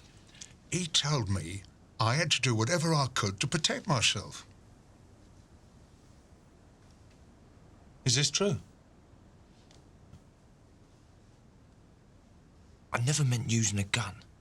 I told him I was going to fix him. And he said he wouldn't blame me if I did. How old is Kennedy then? 70th is a day. Well, I think he did the right thing. Serves a little scumbag right, if you ask me. Tone, there's some kid lying on a mortuary slab. And maybe it might just deter some of the other toe rags off the Jasmine Island from robbing pensioners. I couldn't agree more. Yeah, but it's against the law, isn't it? You're saying people aren't entitled to defend themselves in their own home, Polly? Not with guns. Well, not exactly is a 70-year-old man living alone supposed to defend himself. Tease? Yeah. Well, he should call us, shouldn't he? Oh, right, ask the burglars to wait while you make a quick phone call, please. Look, old people shouldn't offer resistance. It's too dangerous. It doesn't matter what age you are, does it? It's an animal thing. It's instinctive protecting your own territory. If someone breaks into your home, I think you should be allowed to do whatever's necessary to stop them. I agree. And I think you'll find Joe Public agrees as well.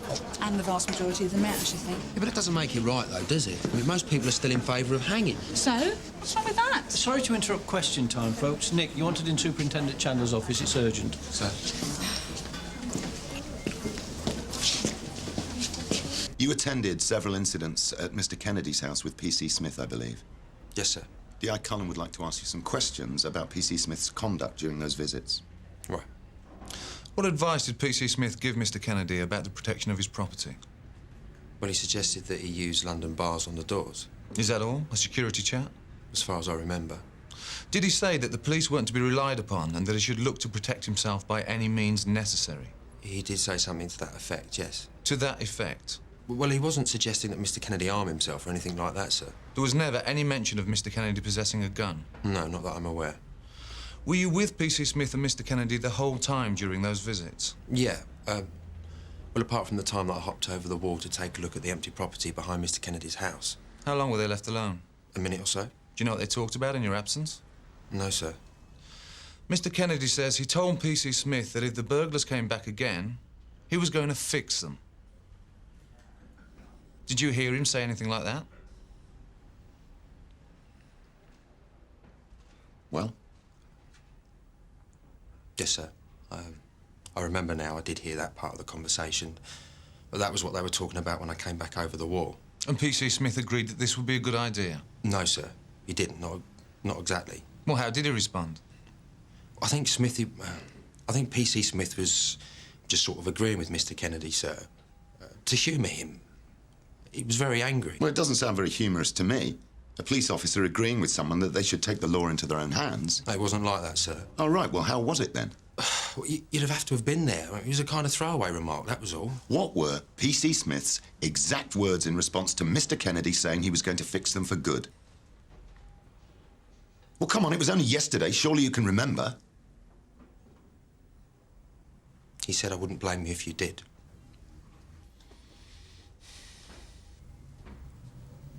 This is a murder inquiry, Dale. The old boy's off his rocker. I'd never encourage anyone to do a thing like that. I'm sure you wouldn't. Look, can I just go back out on my shift and I'll come back when you need me? My instructions from Mr. Chandler were to keep you here. This is ridiculous. I'm being treated like I'm the one who committed the murder. Would you like me to leave you on your own, sir? No, please stay, Andrew. P.C. Smith, as you're aware, an allegation has been made against you that you encouraged Mr. Kennedy to resort to violent action to defend himself and his property. No, sir. That's not true. You'll have an opportunity to put your side of the matter to a CIB inquiry, should that be deemed necessary. A CIB inquiry? You mean you're taking the word of a crazy old man over mine? No one's taking anybody's word at this point. However, we do now have corroboration for Mr. Kennedy's version of events, and that'll have to be investigated. Whose corroboration?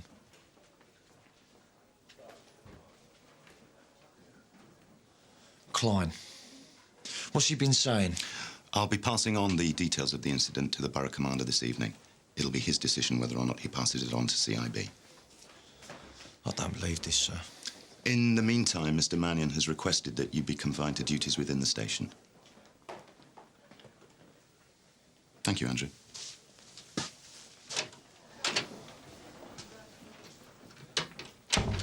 Ben, did you hear about the shooting? Yeah. So what do you reckon then? Is the old boy justified or not? Well, I don't know the circumstances. That's a very diplomatic answer. No, he's right. I mean, we don't really know what happened yet, do we? Where's Klein?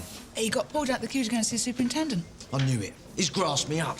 Oh, Smithy, calm down. What's happened? We better warn Nick. He looks like he's going to kill him. You find Nick. I'll try and calm Smithy down. Yeah, this I must see.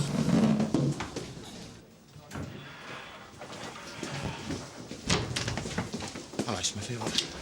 Hey, you little grass! What? What did you say? Nothing. What did you tell him? Don't give me that. I just told him what happened at Kennedy's, that's all. Because I'm going to be out of a job because of you. As if they're going to sack you for that. Not out of here, SO19. Just get your hands off me now, Smithy. It's just because you want that poxy partnership job. What are you talking about? No, just get your hands off me now. Oh, what? You're going to go running up to Sir? All right. Well, before you go, just think about this. What the hell's going on out here, you? Get in my office now! Go on!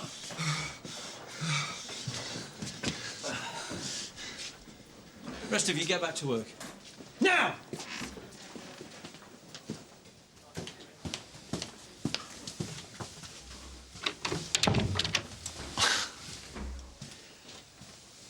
I would have thought you were in enough trouble without getting involved in a brawl. I had a score to settle, sir. This office has just cost me my career. Don't be ridiculous. Are you denying that you gave information against me to Chandler and Colin? I did no such thing. I happen to know that Nick was called in to see the superintendent. He didn't volunteer information against you. I don't care how he did it, I just know that he did.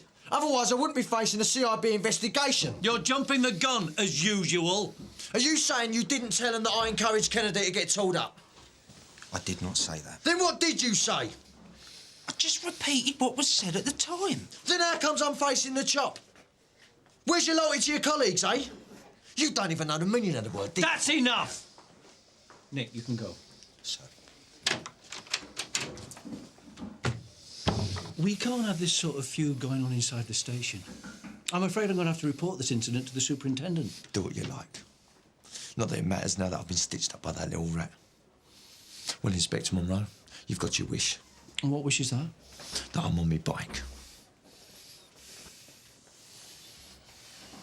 You should have been there. There was almost a full-scale punch-up. So what were they fighting about? Smithy reckons Nick grassed him up to the management. And said what? That's not the point, is it? You just don't do that sort of thing, do you? I mean, they're damn us hard enough as it is already. So what's going to happen now? Smithy's for the high jump, I reckon. He's the one that started the fight. And Nick? Well, if it's true, he's not going to have many friends left round here. I mean, for all his rough edges, Smithy was a very popular guy. Was? What do you mean, was? He's on his way out now, isn't he? What, just like that? Bound to be. Never mind. I'm sure you'll see him down the supermarket next week, Ross. What? On the till. This could be construed as intimidating a witness in any future CIB inquiry. I've spoken to the borough commander. He tells me I've no alternative but to suspend you with immediate effect. There you go. Me warrant card. You will remain on full pay, but you must not return to the station until the suspension has been lifted. An officer will accompany you to the locker room to get your things and will then accompany you off the premises. Do you understand? Yes, sir. Needless to say, I won't be progressing your application to SO19. Whatever. You'll be informed forthwith of the CIB decision. After the weekend, I would think. Inspector Monroe, would you detail an officer to take PC Smith off the premises? Yes, sir. Thank you.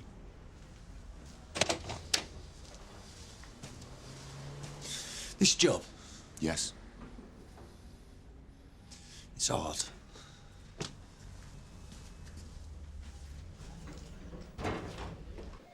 We've all said that sort of thing, and worse, when they're sympathising with the victim. Yeah, maybe, but you don't expect it to be taken literally, do you? Well, that's not Smithy's fault, is it? It would have been dismissed out of hand if one of his colleagues hadn't dropped him in it. And is that what really happened? Yes, that's what's happened. He's been suspended, hasn't he? Yeah, no, but I mean, technically, he's been suspended because of the fight, hasn't he? Not the allegation. Well, what's the difference? It's all down to one officer who'd rather be with a bunch of little scumbags who rob the poor than he would with one of his colleagues.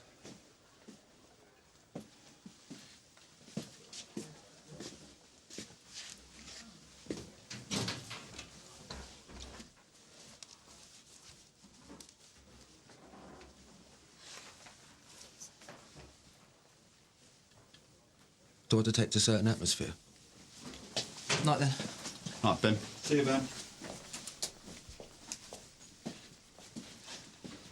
Smithy. Just like you to know the whole of the relief is behind you, mate. Cheers, Tarrant. Only I think I'm on my way out for good now. Don't be stupid. This'll blow over, you'll see. Don't think so. Well, there's a lot of us here who think the wrong man is going.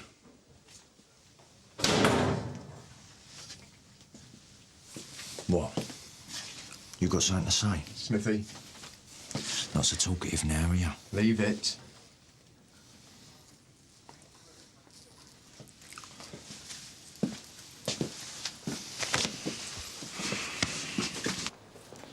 can't say I'm going to miss the place. Can't throw the towel in. You've got to fight this.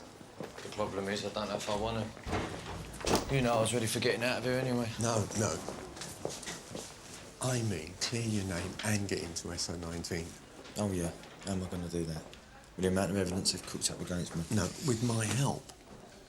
Look, I'm damned if I'm going to see a good cop and get drummed out of the service because of some politically correct witch hunt. So how are you going to be able to help me? Do some digging.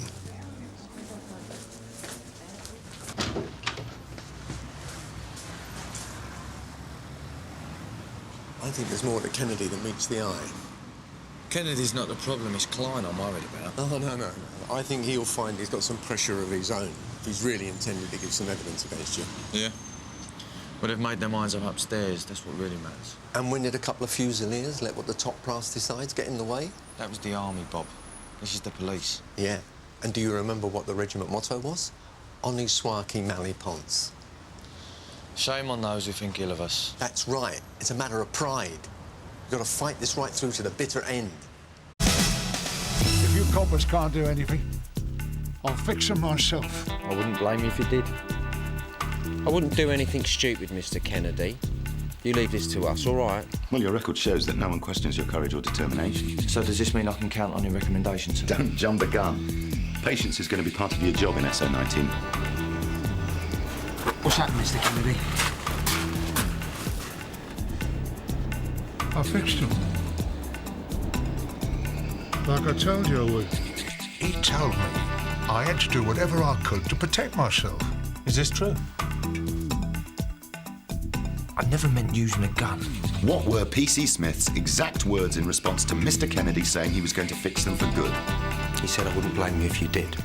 I knew it. He's grasped me up. Just think about this. Get in my office now! This could be construed as intimidating a witness in any future CIB inquiry. I've spoken to the borough commander. He tells me I've no alternative but to suspend you with immediate effect. There you go. Me warrant card.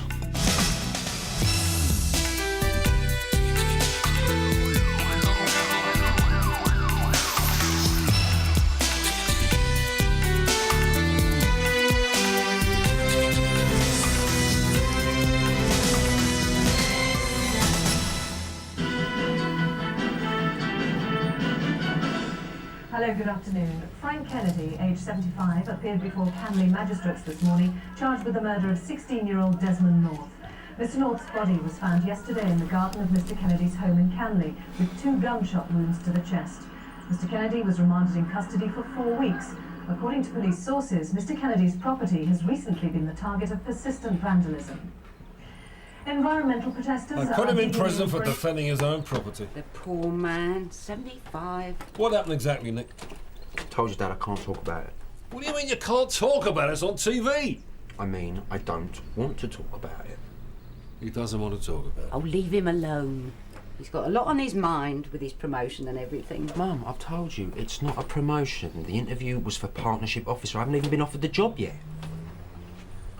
Are you still going to be a police constable? Yes, Dad.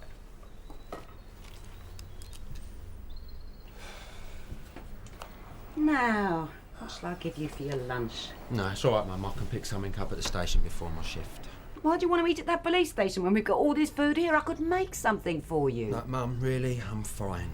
You've got to eat. Promotion or no promotion. No, look, I ought to go. I mean, there's something I've got to sort out down there before I start. Then take a sandwich with you. All right, Mum, if it'll make you happy.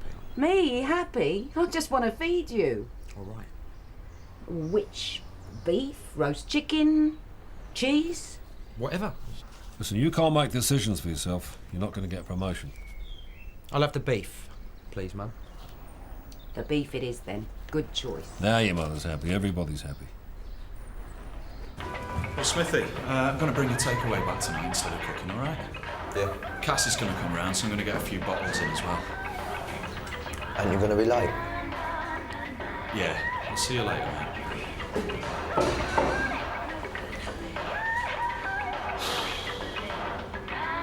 Yeah, I said to her, look, you're a traffic warden, mate. Stick to that. I mean, Yeah. I know we have to back each other up, right? No, I mean, Afternoon. afternoon, Nick. Rich, What?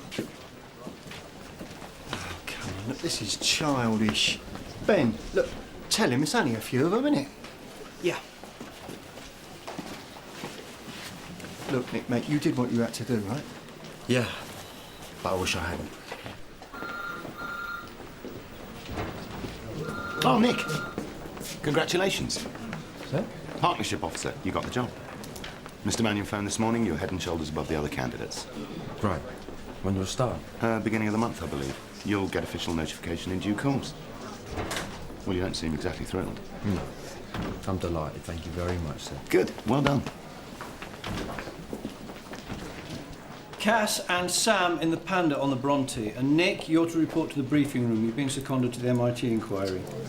All right, all right. Nick's been chosen because of his familiarity with the case. Anyone got a problem with that? Incidentally, I'm sure you'd all like to congratulate Nick on getting the post of partnership officer against some very stiff competition from Barton Street and Stafford Road. What a surprise. Right, let's get on with it then.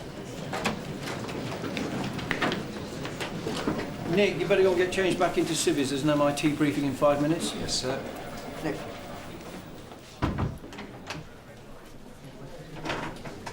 Congratulations. You're the right man for the job. The partnership officer. Well, you're still speaking to me then, so? What do you mean? Nobody else is. Oh, the Kennedy thing? Yeah, now they think I've only been put on the MIT because I suck up to the management. No, you don't want to listen to them. You've got a job to do.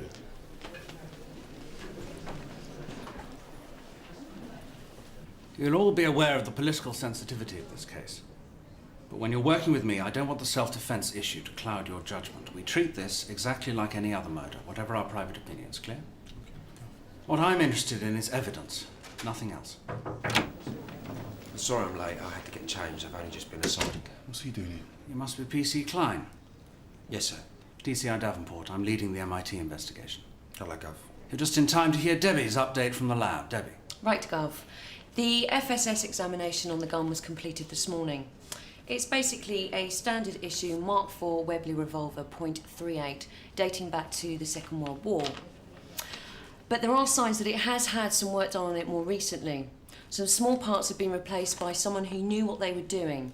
The chambers were empty, but the gun was discharged 4 times recently. And the bullets? They don't have them yet. There are 2 in the body, Gov. The scene of crime examiners are still at Kennedy's looking for the others. Right. I'd like to take a look down there myself. Perhaps you'd accompany me, Alex. Delighted, Gov. I want the rest of you to concentrate your efforts on finding Des North's accomplice. He'd be able to tell us exactly what happened if he's prepared to talk. Duncan and Debbie, I want you to speak to his family, find out from them who his friends were. Danny and Nick, see what we can turn up about North's previous associates. Gov, make sure he doesn't grass you up, eh?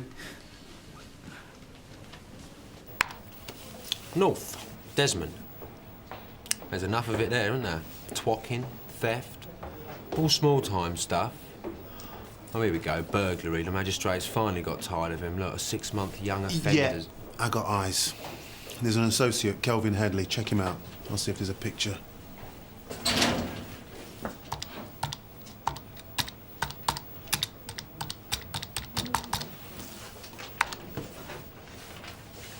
Burglary, burglary, aggravated burglary. Finished a 1-year sentence 3 months ago. Here he is. The blonde beast. Last known address to Jasmine Allen. Let's pay him a visit.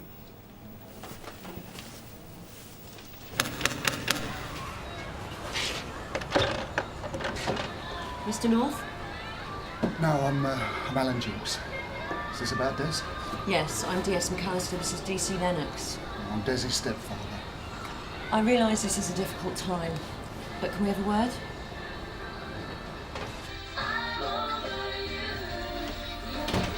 It's the law. They come about Des. Who's this?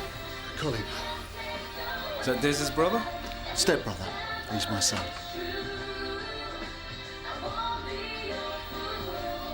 Is Mrs. North in? She's upstairs asleep. Don't wake her up. Well, I wasn't going to. The doctor's given her something. Well, perhaps you wouldn't mind answering some questions, please. Is it just the 4 of you that live here? Well, 3 now. Yeah, our condolences.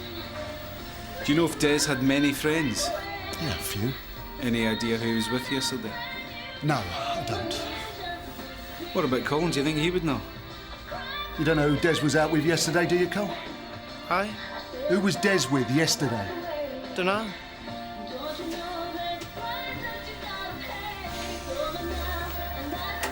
Oi! Where exactly were you yesterday? Look, what is this? You come round here, start accusing us... Nobody's accusing anybody, Mr. Dukes. We're just trying to eliminate people from our inquiries. I was with you yesterday, Dad, wasn't I? Yeah, he was. Now, if you don't mind, I've got a funeral to arrange.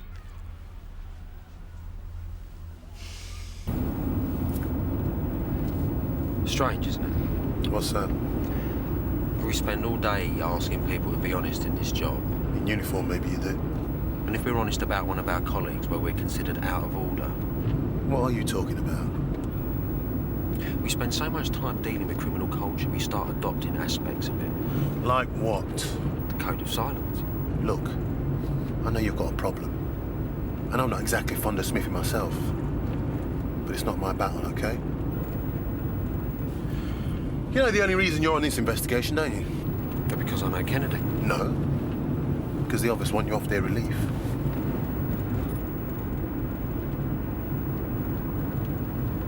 We've only found one bullet so far, embedded in the wall. So that makes 3 with the 2 in the body. But the FSS are telling us the gun was discharged 4 times. Well, we have found some more blood stains. They're too far away to be from the victim. From the accomplice? Looks like it. Not just a scratch, either. So, he got away with a bullet in him. There's a trail of blood right across the back gardens to Mafeking Street. The last patch is on the curb. Getaway car. Seems logical.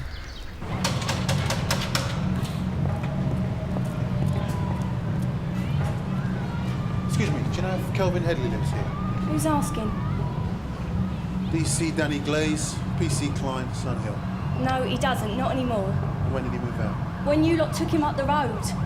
So a year or so. Well, she's 6 months and he's a father, so work it out. I see. And you are? Rona Mason. Would you know Kelvin is out of prison now, Rona? Yeah, I know. Have you seen him? Of course I have. He was straight round you after he got out, weren't he? But I wasn't having any. Try to get round with baby needs a father crap. Well, he weren't here when she was born, so she's not going to miss him now, is she? When was the last time you saw him? A couple of days ago. He's got hold of some money from somewhere. Tried to buy his way back in, but I told him to stick it. And where's he living now? We're in the pub, I should think. Till the money runs out.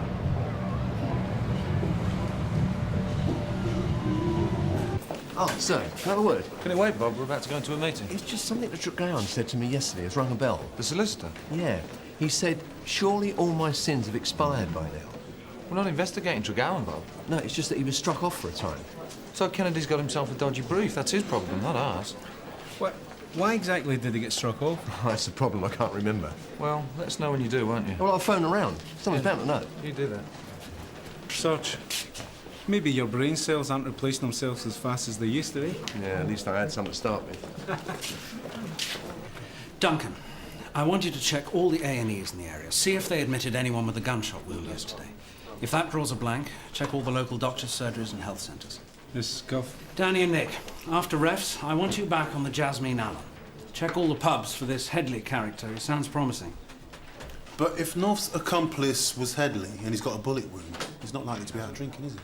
We don't know how bad the wound is. Whoever it was managed to get away from the crime scene. Ah, Debbie, any news? The results from the post-mortem have just come through. Well, don't keep us all in suspense. There were no powder burns on the body.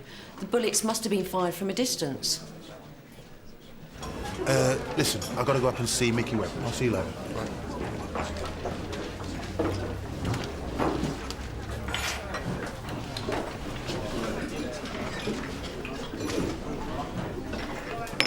See you later. Yeah. Must have a word with environmental health. What's that? Rats in the canteen. Nick, over here.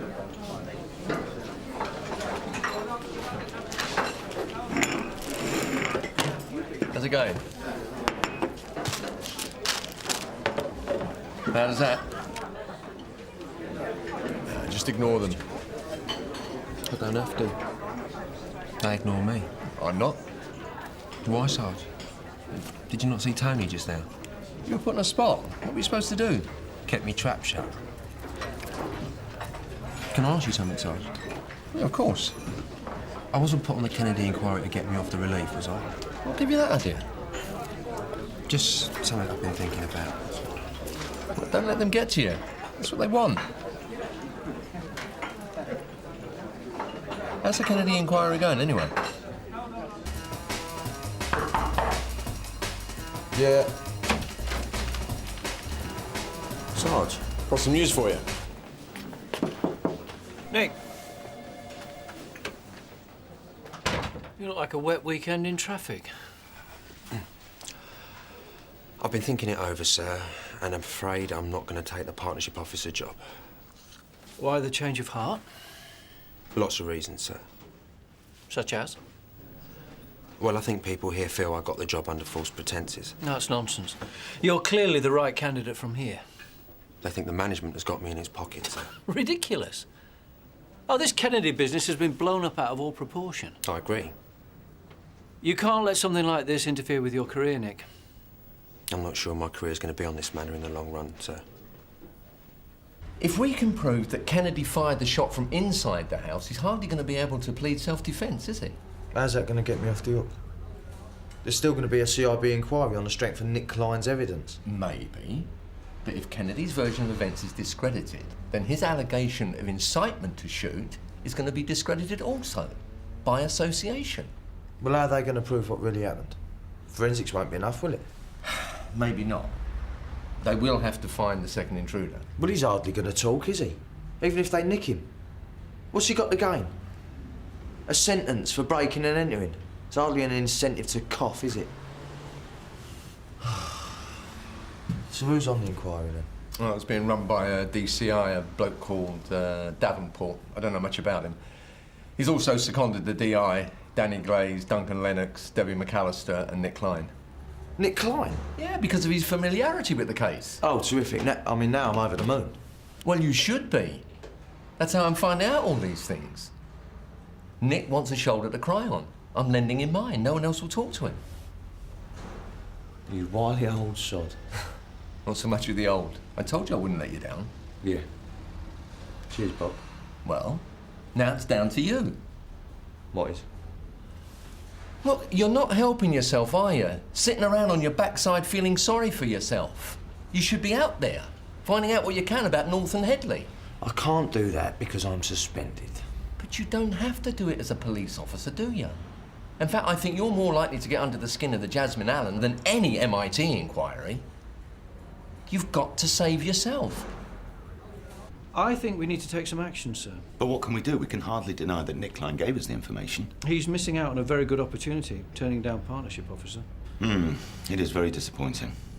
But if we wade in, we're only going to make matters worse. To be honest with you, Andrew, I've got bigger headaches at the moment. Seen these headlines? I try to avoid newspapers. Well, I wish I could. Of course, the tabloids are backing Kennedy. Oh, inevitably. Lord knows what they'll say when news of PC Smith's conduct gets out. Well, I should think they'll make him into a national hero, sir.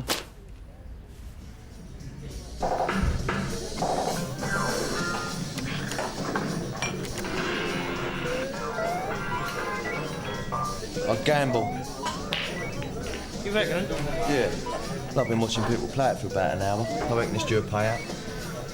Yeah, I'm feeling lucky.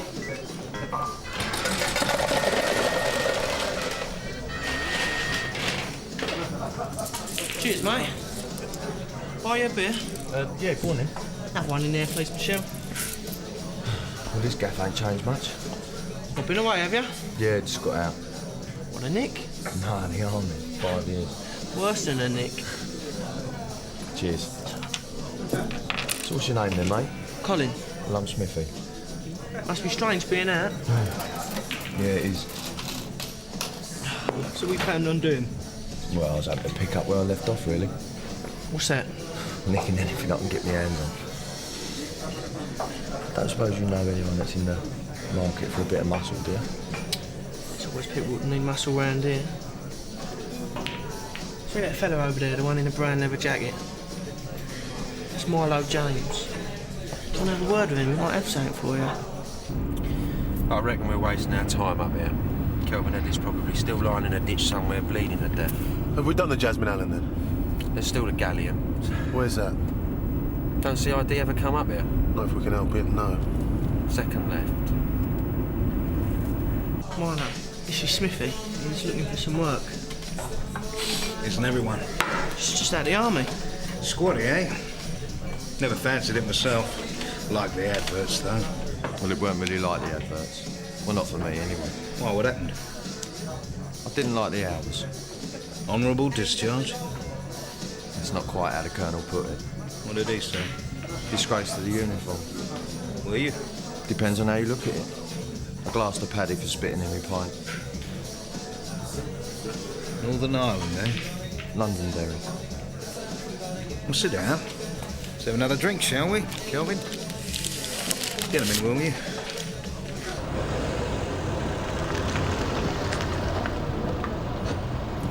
Your turn, mate.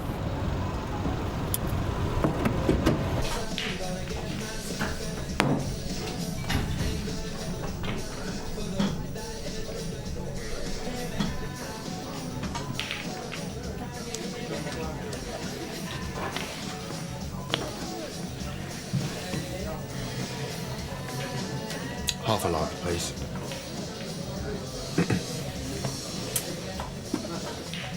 The bloke at the bar was trying to stare me out. £1.05, please.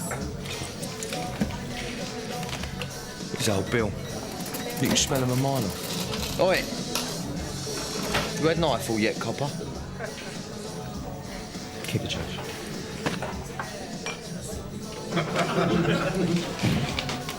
Told you. There'll be another one sitting outside in the car, I bet. Yes, so there is.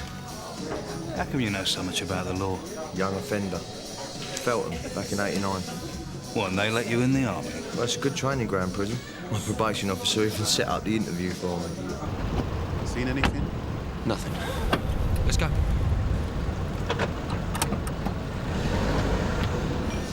Might be an idea for you to keep a bit of a low profile then, eh, Colin? Not good for business having the law buzzing around, is it? What sort of business are you in exactly, Mr. Change? Collection business. Debt collection? Not only. Property, too. We act as bailiffs for private clients. Persuade squatters, bad payers, sitting tenants to move on, that sort of thing. And as it happens, I'm a bit short-staffed at the moment. Are you interested?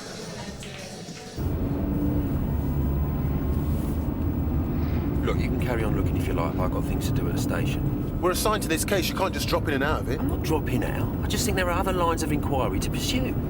Like what?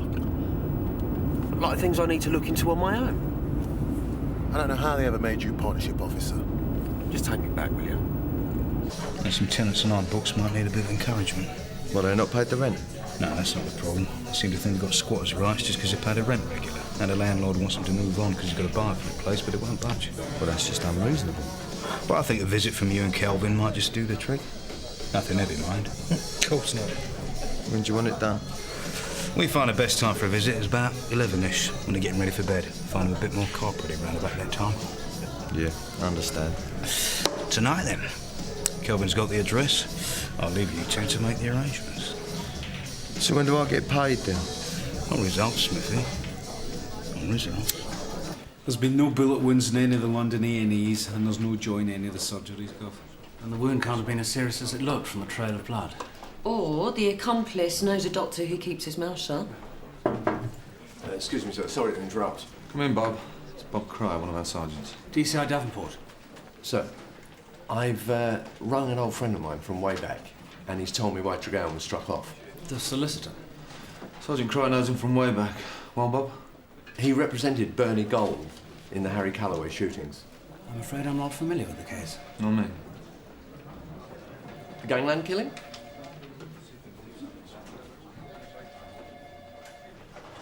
Well, during the course of the trial, Bernie Gold was alleged to have bribed the witnesses, and Tregowan was the go-between. Was he prosecuted? No, the case against Gold collapsed. But the mud did stick to Tregowan professionally. How come he's back in practice? Got his licence back somehow. And Kennedy was involved in this Calloway case in some way? I don't know, sir. Sorry, Bob, but how's all this relevant? We're not prosecuting a solicitor here. Well, I've just got a hunch. I think Tregowan's represented Kennedy before. And if Kennedy has got a criminal record, then it's going to have an influence on your case, isn't it? Oh, it might. We've checked the PNC on Kennedy, I take it. Duncan? Yeah, there's no trace. But the PNC only goes back so far, doesn't it? Well, how far are we going back exactly? To this Calloway case, for example? Early 60s? The 60s? Yes, sir. What's that, the 1860s, Sarge? It's just a hunch. Yes, well, thank you, Sergeant, for sharing your hunch with us. We'll bear it in mind. Right, sir. I'll get on.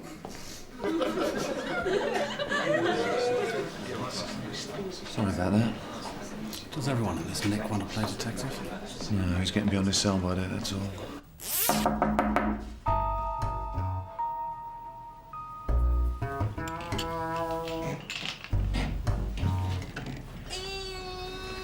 What do you want? Don't want to know what's going on. You grasped me up, I ain't got to talk to you.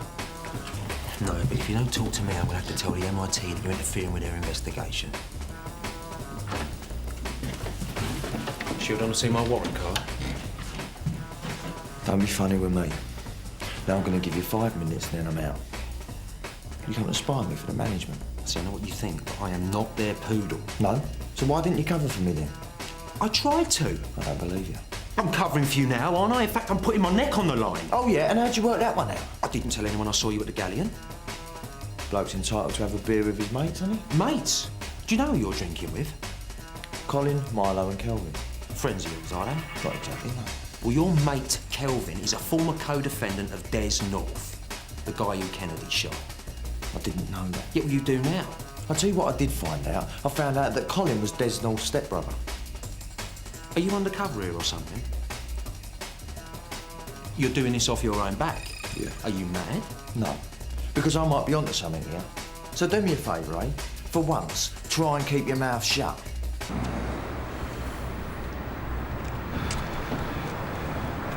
It's all done. Yeah. Where we go? Gretton Street.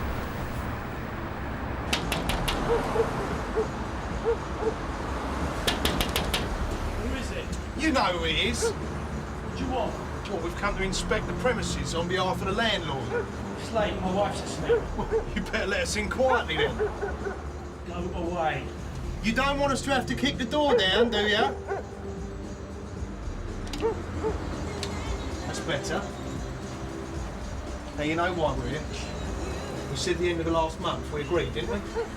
We've been looking. We thought we had a place, it fell through. Listen, the landlord's a very patient man, but his patience is running out, I'm afraid. Give us another week. That's what you said last week. But do you think we need all this grief? You think this is grief? This is polite. Now, can we come in? Don't let him in, Steve.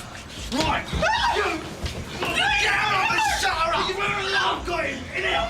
Get in! You can't do this. My wife's pregnant.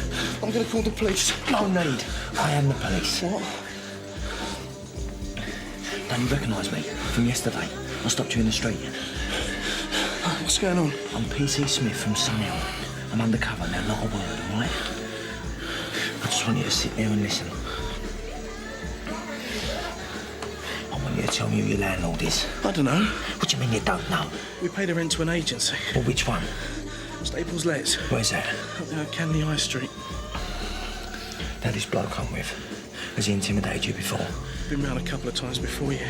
Nothing as heavy as this. Right, I don't want you to worry about him because we're going to sort him out. I just need one more thing from you. What are you going to do? I need you to make some noise like I'm giving you a good hiding. Well, go on then, make some noise. Ah! Ah! Ah! Sorted, we're out of here. What have you done to him? Bastard! Morning, Sarge. Morning. You're in early. Yeah, I need to check something out. Any leads in the Whitechapel murders? Oh, very droll.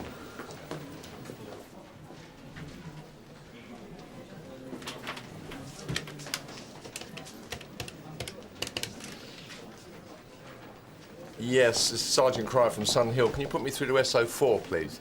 I need to speak to Detective Superintendent Ian Aitchison. McAllister? Nick, it's for you. Thank you. Hello, Nick Klein. It's me, Smithy. All right, what you got for me? I've got a lead on your case, that's what. But I'm going to need your help. Yeah, all right, yeah. Yeah, in an hour. Canley High Street. Yeah, I'll see you there. All right, bye-bye. I thought you were coming out with me. Yeah, that was my snout. Your snout? Since when did you have a snout? Well, I'm ahead of the game, Danny. I primed him last night. About Headley?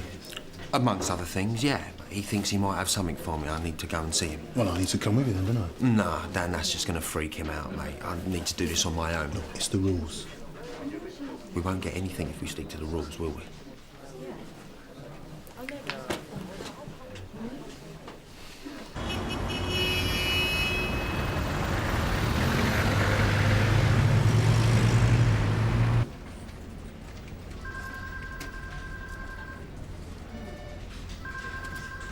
Hello, Bob.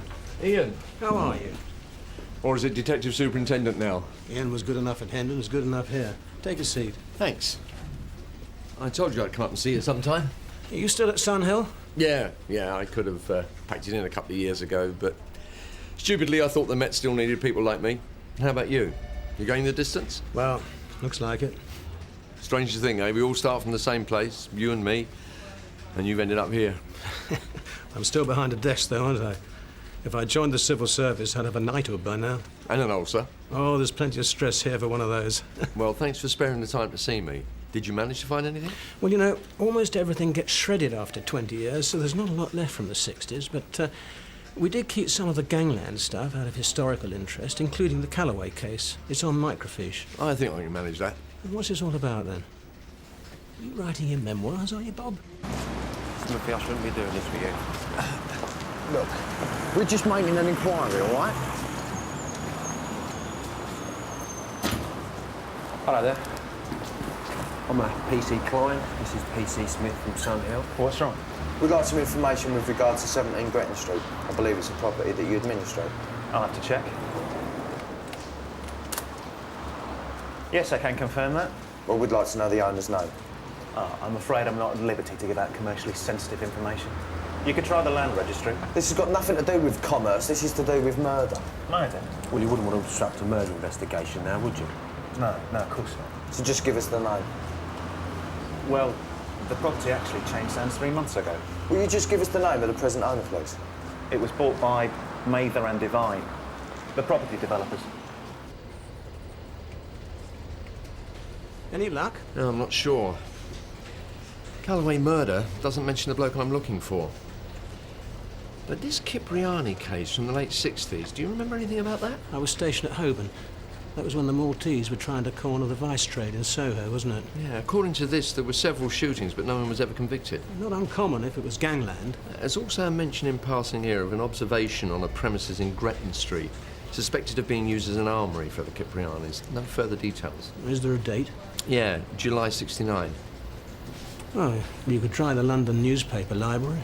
They wouldn't have missed something as juicy as that. So maybe Kennedy was telling the truth after all? Sounds like it, yeah. Using Milo James's heavy mob to intimidate the remaining residents out. Of which I now remember. Right, I'll go back to the MIT investigation, let them know what we found out, or rather what I've found out, but don't worry, I won't mention your name. No, don't tell him anything yet. Why? Well, because I want to run with this one on my own for a bit. I really need this result if I'm going to get my career back on track. Yeah, but Smithy, you're still suspended, mate. Look, I know that. That's why I needed you down here, to legitimise things.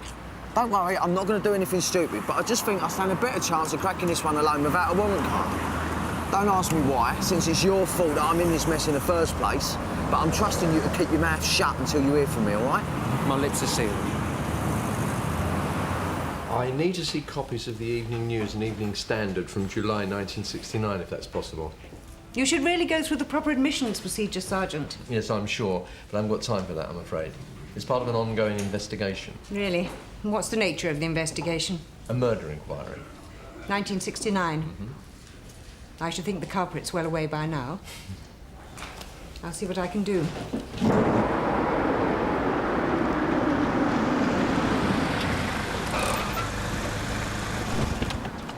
Smithy! You come for your money, have you? Oh, you did a good job last night. Hope you didn't hurt him too badly. Well, I'm going to hurt somebody else today. Oh, yeah? Who's that, then? You. Oh. Now, I know about the frighteners you've been putting on people down at Gretton Street, and I also know about who you work for. Yeah, well, you wanted in, did you? Yeah, for a reason. What reason's that, then? You're working for a rival firm?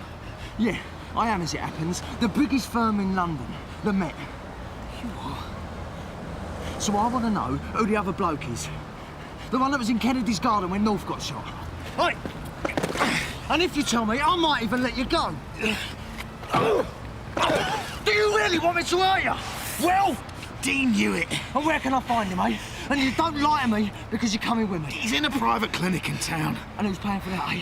Don't tell me. It wouldn't be Mather and Divine now, would it?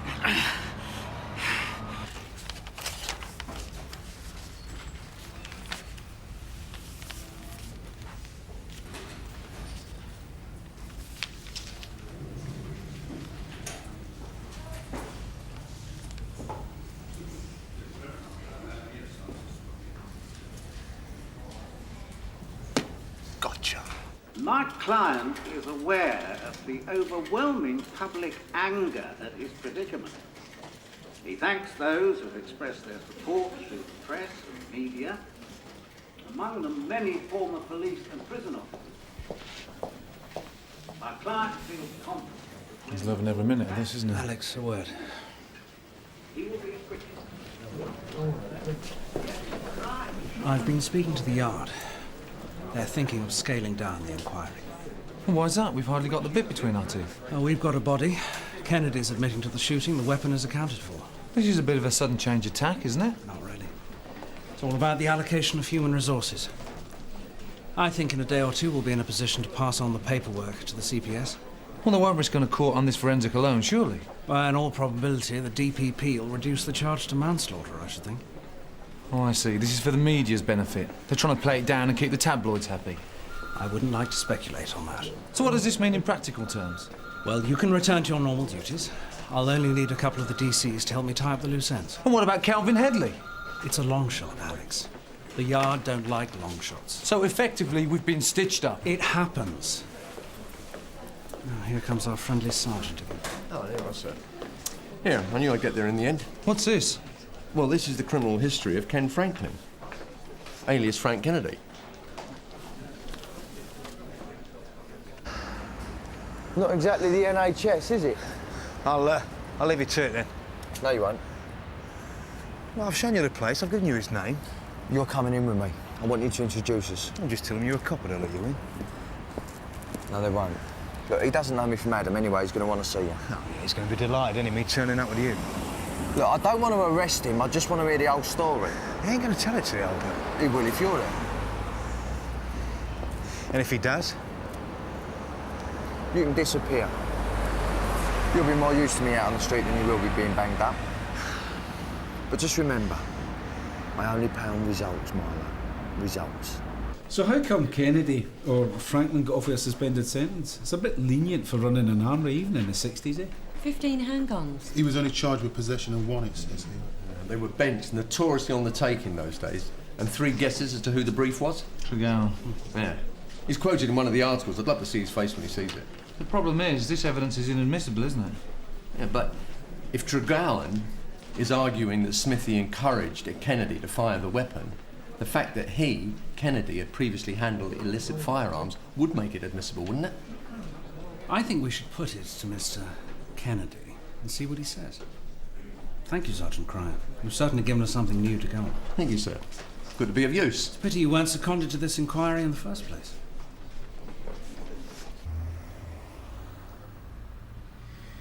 This is Smithy, Dean. He's a friend of mine. He wants to know exactly what happened to you in that garden. Is he a copper? Yeah, he is, Dean, but you're not going to get into trouble if you tell him exactly what happened. I've been thinking about it. I want to talk to the coppers. I reckon they should hang that geezer for what he did to Des. He's a maniac. Yeah, well, I'll wait outside then, shall I? I'm done what you asked. Milo, don't forget, I know where you live.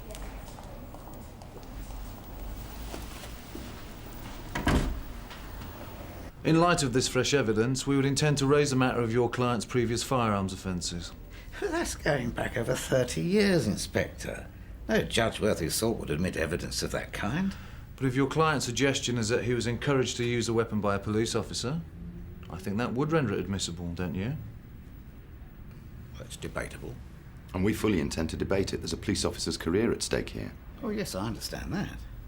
Wouldn't it be more sensible for your client to drop the allegation? Then none of this need come to court. Well, perhaps so. Ultimately, I never felt this was our strongest line of defence in any case. I'm sorry. How do you mean? The new Bill of Human Rights, Superintendent. It specifically legitimises the use of force in defence of any person from unlawful violence. But there's always been a right to use force in self-defence, hasn't there? In English law, yes, but this is a European convention, Superintendent. Completely different ballgame.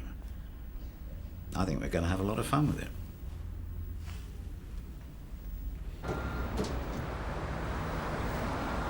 Oh, Smithy. I need to speak to the MIT inquiry, Reg. Oh, right. Just tell this gentleman what you told me, Dean, and you won't get into any trouble, all right? Well, I thought it was all a bit of a laugh, really. We were getting 20 a go.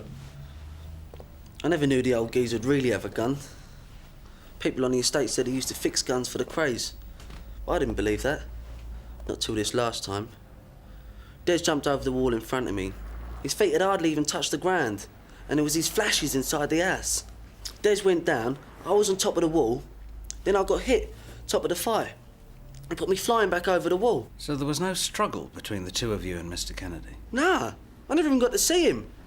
But he was ready for us, wasn't he? How did you get away? Well, my leg kept buckling under me, but I knew I had to get back to the car. And I just made it, and then I passed out. And that's all I can remember. Milo must have driven me straight here. Milo? Milo James, sir. Who's he? He's the go-between for Mather and Divine and these boys. You found him too? Yes, sir. Can we bring him in? That might be a bit difficult. You see, he found out I was a copper. I'm delighted the Gretton Street project is stirring up such interest. I'm not here to talk about your project, Mr. Mather. I want to ask you some questions about a man called Milo James. Milo James? Do you know him? I believe I've met him, yes. Has he ever been in your employ? Not directly. How about indirectly? Have you ever paid money over to him? He has collected rents that were due to the firm, I believe, and been remunerated for the service. And beyond that? Beyond that, nothing. Are you aware that he's got a criminal record for demanding money with menaces? Good Lord, no. Surely you're not suggesting that our firm was paying Mr. James to do any such thing? I'm not suggesting anything at this stage. Good. Because I would certainly have been obliged to bring my lawyers in on this, conversation. Someone has been bringing pressure to bear on the residents of Gretton Street to relinquish their homes. Well, that would seem like a very pointless thing for anybody to do. Yeah, unless they had a substantial interest in developing the land in Gretton Street. But my firm is developing that land. Surely you knew that. Yeah, I did. And why should my firm wish to pressurise residents whose houses now stand under a compulsory purchase order? I beg your pardon? As of this morning, the orders were approved at the meeting of the local planning committee. But that doesn't remove the suspicion that intimidation might have been used in the past. Indeed, but it makes it look a lot less likely. Wouldn't you agree? Incidentally, how's your mortgage application coming along for one of the new flats in Gretton Street, Constable? Well, I really haven't had time to do anything about that yet. But you received the details from my secretary, as I promised. Yeah. Thank you very much. They arrived in the post this morning. They're bringing him over from the hospital wing. Why is he sick? No, standard procedure with someone of his age. We now have a statement from Mr. North's accomplice, which says that the gun was discharged from inside your workshop. Mr. Kennedy. I already told you what happened. The accomplice also has a bullet wound in his leg. There might be further charges laid against you on his account. In the current atmosphere, I would think that was highly unlikely, Detective Chief Inspector. Our forensic evidence supports the accomplice's statement. The bullets were fired from at least 5 yards, Mr. Trudie. You don't stop to measure the distance when somebody's about to do you in. How do you know that was their intention? You know when somebody's coming for you. The accomplice says he didn't even see you before the gun was fired. The fact remains that my client felt these two assailants were endangering his life, and he was entitled to defend himself. I think a jury will agree with him. I don't think so. There is now clearly a question of premeditation here. My client may have premeditated the idea of defending himself and his property. That is a very different thing from premeditating murder, Detective Chief Inspector. I realise that. And murder is a very different thing to manslaughter. Isn't it, Mr. Franklin? We've dropped the allegation against the police officer. My client is not disputing that he shot the boy. Now, surely, given the public mood, you would be wise to settle for a charge of manslaughter. The CPS will decide that on the basis of the evidence we provide them with. We're not here to plea bargain, Mr. Tregowan. We're here merely to give your client the opportunity to reconsider his statement. They had it coming to him, didn't they? Somebody had to stop the road. Ken! No! Let's go the whole hog. People are still going to support me. They know I did the right thing. I set an example, didn't I? I might be old, but I ain't finished yet. Cheers. Well, I owe you big time. Yes. You're back. You're under house arrest. I am. Sarge here's minding me until I go and see Mr. Chandler. What happened? Looks like I might get a reprieve. Don't speak too soon. Depends on the view that Mr. Chandler takes. OK, Smithy, Mr. Chandler will see you now. Well, he's not keeping me hanging around, is he? Go for it, Smithy. All behind you. Yeah, good luck, mate. Cheers. Thanks. Have you told him? Told him what? How I helped you out? Did you? I didn't notice. Look, I went out on a limb for you, Smithy. I haven't got a problem with you. Go fight your own battles with the rest of them, mate.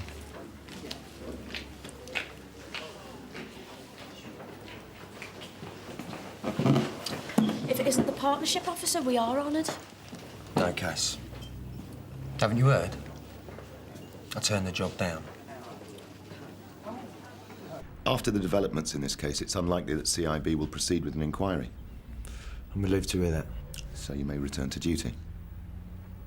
Yes, sir. And I see no reason not to submit your application for SO19. In fact, I'll be giving my full recommendation for the move. Well, that's great. D.I. Colin told me what happened, and the way you turned the situation around does you great credit. I just did what had to be done, that's all. Quite. So all we can do now is keep our fingers crossed for you. So what's going to happen in the Kennedy case? We expect the CPS will prosecute for murder once they've seen Hewitt's statement. But I doubt if any of Kennedy's allegations against you will be repeated in court. Yeah, but they're still going to be on my file, though, aren't they? I wouldn't worry about that. I can couch that as a malicious accusation which was later withdrawn. And I don't think it'll worry SO19. So you can return to duty tomorrow. Well done. Thank you, sir.